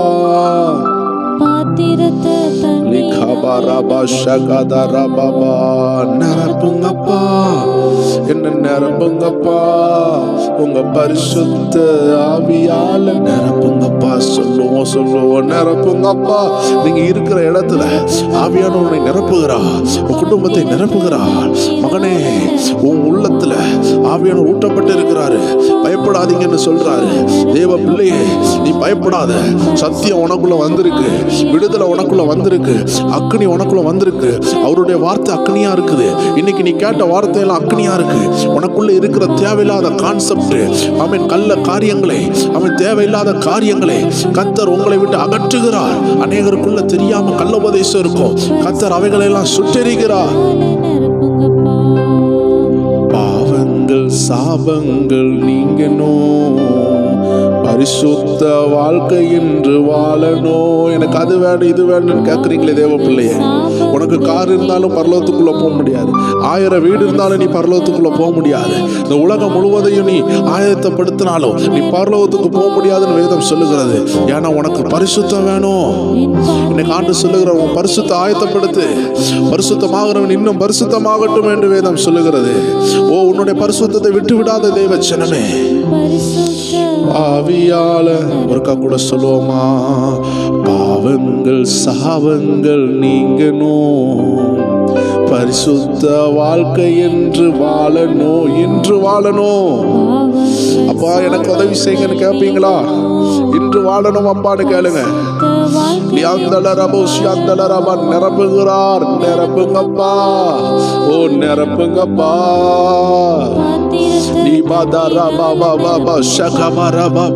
நிரப்புங்கப்பா, ஓ நிரப்புங்கப்பா. ஒரு விடுதலையின் அபிஷேகம் உங்களுக்காக கிரியை செய்ய ஆரம்பிச்சுட்டு, உன் குடும்பத்துக்குள்ள கிரியை செய்ய ஆரம்பிச்சுட்டு தேவ பிள்ளையே, ஓ நீ நினைச்ச காரியங்களுக்கு நேராக கர்த்தருடைய ஆவியானவர் மூவ் பண்ண ஆரம்பிச்சுட்டாரு. அந்த விடுதலை எப்படி வருதுன்னு நினைச்சல, அந்த கட்டி எப்படி உடைய நினைச்சல, அது சத்தியத்தினால் உடையும். சத்தியத்தை அறிவீர்கள், சத்தியம் உங்களை விடுதலையாக்கும். நிரப்புங்கப்பா, என்ன நிரப்புங்கப்பா, உங்க பரிசுத்த ஆவியால நிரப்புங்கப்பா, உங்க பரிசுத்த ஆவியால நிரப்புங்கப்பா. தேவ பிள்ளைகளே, இந்த 1 மணிக்கூர் அளவுல பரிசுத்த ஆவியானவர் உங்களை நிரப்பி இருக்கிறார். அவருடைய விடுதலை தரும் சத்தியங்களை சொல்லி இருக்கிறார். தேவ பிள்ளையே, ஒரு பிசாசு உங்களை விட்டு கடந்து போகும் என்றால், அவன் ஒரு கட்டு உங்களை விட்டு உடையும் என்றால், அது திரும்பியும் உங்களை தாக்கலாம் என்று வரும். அதனால் தான் ஆண்டவர் சொல்லுகிறார், உன் இருதயம் வெறுமையா இருக்கக்கூடாது. இன்னைக்கு பேசின ஒவ்வொரு சத்தியங்களும் உன் உள்ளத்துக்குள்ள ஜொலிக்கும் என்றால், ஒரு சீரியல் லைட்டு போடும் பொழுது அது எல்லா வீட்டுக்கு முன்னாடி சகஜகன்னு ஜொலிக்கிறது போல, உன்னுடைய இருதயத்துக்குள்ளாக இந்த சத்தியங்கள் எல்லாம் ஒரு சீரியல் லைட்டு போல, குட்டி குட்டி மின்மினி லைட்டு போல உன் இருதயத்துக்குள்ள பிரகாசிப்பிக்க ஆரம்பிக்கும். ஆண்டவர் உனக்குள்ள இருந்து பேச ஆரம்பிப்பாரு. அந்த தடம் மாறும், அந்த தடம் உடையும். கர்த்தர் உன்னை கண்டு அற்புதங்களை செய்கிறதற்கு முதல் டைரக்ஷன், முதல் காரியம் ஆவியானுடைய சத்தம். ஆவியானுடைய சத்தம் உனக்கு வரும் என்றால் அந்த தடை ஒரே நிமிடத்தில் உடையும். தேவ பிள்ளையே, அது எத்தனை நாள் தடையா இருந்தாலும் பரிசுத்த ஆவியின் சத்தம் உனக்குள் வர வேண்டும். ஆவியானவர் உன்னை நடத்த வேண்டும். அதற்கு தான் இந்த 100 நாள் ஜெபம். அந்த கட்டு உடையும். கர்த்தர் வருகிற நாட்கள்ல இந்த தெளிவான சத்தியங்களையும் விடுதலையும் உங்களை தந்து ஆசீர்வதிப்பார். தேவ பிள்ளைகளை, இந்த 10 நாட்களும் நடத்திய ஆண்டவருக்கு உள்ளத்தின் ஆழத்திலிருந்து நன்றி செலுத்துங்கள். தொடர்ந்து நம்மளை ஆண்டவர் பலப்படுத்துவாராக. கர்த்தருடைய அருமையான தேவ பிள்ளைகளை, நாளைய தினத்துல மாலை 6 மணிக்கு எல்லாருடைய கமெண்ட்ஸ் நம்ம வாசித்து ஜெபிக்க போகிறோம். அதோடு இணைந்து ஜெபிங்க. ஏனென்றால் நீங்க ஒவ்வொரு பேருக்கு சோத்திரம் சொல்லுகிறது போல உங்க பேரையும் சொல்லி பல 100 மக்கள் ஜெபிப்பாங்க. அதனால கண்டிப்பாக உங்களுக்கும் ஜெபம் அதுல நடக்கும். நீங்களும் பிறருக்காக ஜெபிக்கணும். யோபு பிறருக்காக ஜெபித்தாரு.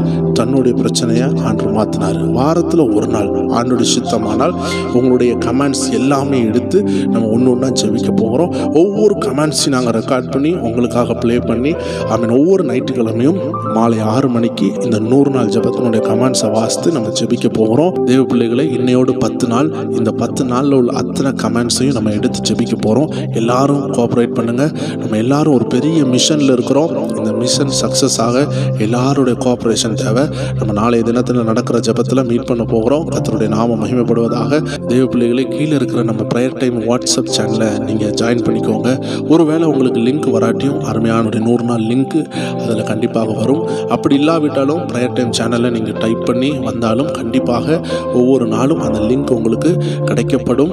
நம்மளுடைய லைவ் கமெண்ட்லேயும் நம்ம பின் பண்ணி வச்சுருக்கிறோம். நம்மளுடைய மெயின் கமெண்ட்லேயும் பின் பண்ணியிருக்கிறோம். ஸோ நீங்கள் ஏதாவது ஒரு இதை தொட்டு நம்ம வாட்ஸ்அப் சேனலில் ஜாயின் பண்ணிக்கோங்க. வருகிற நாட்களில் உள்ள அப்டேட் எல்லாம் அதில் உங்களுக்கு லிங்காக கொடுக்கப்படும். தேவ பிள்ளைகளே, நம்மளுடைய 100 நாள் ஜெபம் எந்த விதத்திலையும் தடை பண்ணப்படக்கூடாது. நம்ம விசேஷமாக 1 மணிக்கூர் தான் ஜெபிக்கிறோம். இன்னும் ஜெபிக்கணும்னு நினைக்கிற தேவ பிள்ளைகளுக்காக நாங்கள் இன்னொரு சேனலை ரெடி பண்ணி கொண்டு இருக்கிறோம். ஏன்னால் சிலருக்கு இந்த 1 மணிக்கூர் தான் கேட்க முடியும், சிலருக்கு ரொம்ப நேரம் ஜெபிக்கணும்னு ஆசையாக இருக்கும். அப்போ அவர்களுக்கு ஒரு ஒத்தாசையாக நம்ம ப்ரேயர் மியூசிக்னு ஒரு சேனல் ரெடி ஆகி கொண்டிருக்கிறது. இந்த 100 நாள் அளவில் ஒரு சேனலுக்கு பிரச்சனை வந்தாலும் திரும்பியும் அந்த 100 நாள் ஜெபத்தை நம்ம கண்டினியூ பண்ணுறதுக்காக இன்னொரு சேனலையும் நாங்கள் ரெடி பண்ணி கொண்டு இருக்கிறோம். மிக விரைவில் அதனுடைய லிங்க் எல்லாம் உங்களுக்கு கொடுப்போம். சீக்கிரமாக அதை ஆண்டவர் செய்ய உதவி செய்வார். எங்களுக்காக ஜெபித்து கொள்ளுங்க. உங்களுக்காக ஜெபிக்க கிருபை கொடுத்து அந்த ஆண்டவருக்கு நான் நன்றி செலுத்துகிறேன். உங்களுக்காக தினமும் ஜெபிக்கிறோம் தேவ பிள்ளைகளே. ஆண்டவர் கொடுத்த அந்த தரிசனத்தினால உங்களுக்காக நாங்கள் தினமும் ஜெபித்து கொண்டிருக்கிறோம். ஒவ்வொரு கமெண்ட்ஸையும் நாங்கள் பார்க்குறோம். உங்களுக்காக ஜெபிக்கிறோம். கர்த்தர் அற்புதத்தை செய்வார். கர்த்தர் உங்களுக்கு காட்டுகிற பாதையில் நீங்கள் முன்னேறி செல்லுங்கள். நீங்கள் வெட்கப்பட்டு போவதே இல்லை. கர்த்தருடைய நாமம் மகிமைப்படுவதாக. தேவனுடைய பிள்ளைகளை நூறுக்கணக்கான மக்கள் இதை பார்க்குறீங்க. அநேக மக்களுக்கு இதே விடுதலை உண்டாகணும், இதே சத்தியங்களை அறிந்து கொள்ளணும், தீர்க்க தரிசனங்களை அறிந்து கொள்ளணும்னு சொல்லக்கூடிய பாரத்தோடு ஆமென் உங்களுக்கு தெரிந்த நபர்களுக்கு ஷேர் பண்ணுங்கள். இந்த 100 நாட்கள் மிஸ் ஆகாமல் அவர்களும் அதில் கலந்து கொள்வாங்க. கர்த்தருடைய நாமம் மகிமைப்படுவதாக. நாளைய தினம் மே 11, 2025 சண்டே மாலை 6 மணிக்கு நடக்கிற அந்த அருமையான கமெண்ட் செக்ஷன் ப்ரேயரில் கலந்து கொள்ளுங்க. அதனோடு நைட்டு 9 மணி அளவில் நம்மளுடைய விடுதலை ஜெபம் இருக்கிறது, அதுலேயும் கலந்து கொள்ளுங்க. ஸோ நம்மளுடைய வாட்ஸ்அப் சேனலையும் ஃபாலோ பண்ணுங்க. கர்த்தர் உங்களை ஆசீர்வதிப்பாராக. உங்கள் குடும்பம் விசேஷ அபிஷேகத்தினால் நிரப்பப்படும். உங்கள் வாழ்க்கை அவருடைய மகிமை ஜொலிக்கும் என்பதில் எந்த சந்தேகமில்லை. மீண்டும் நாளை 11ஆவது நாளில் உங்களை சந்திக்கலாம். God bless you. ஆமென்.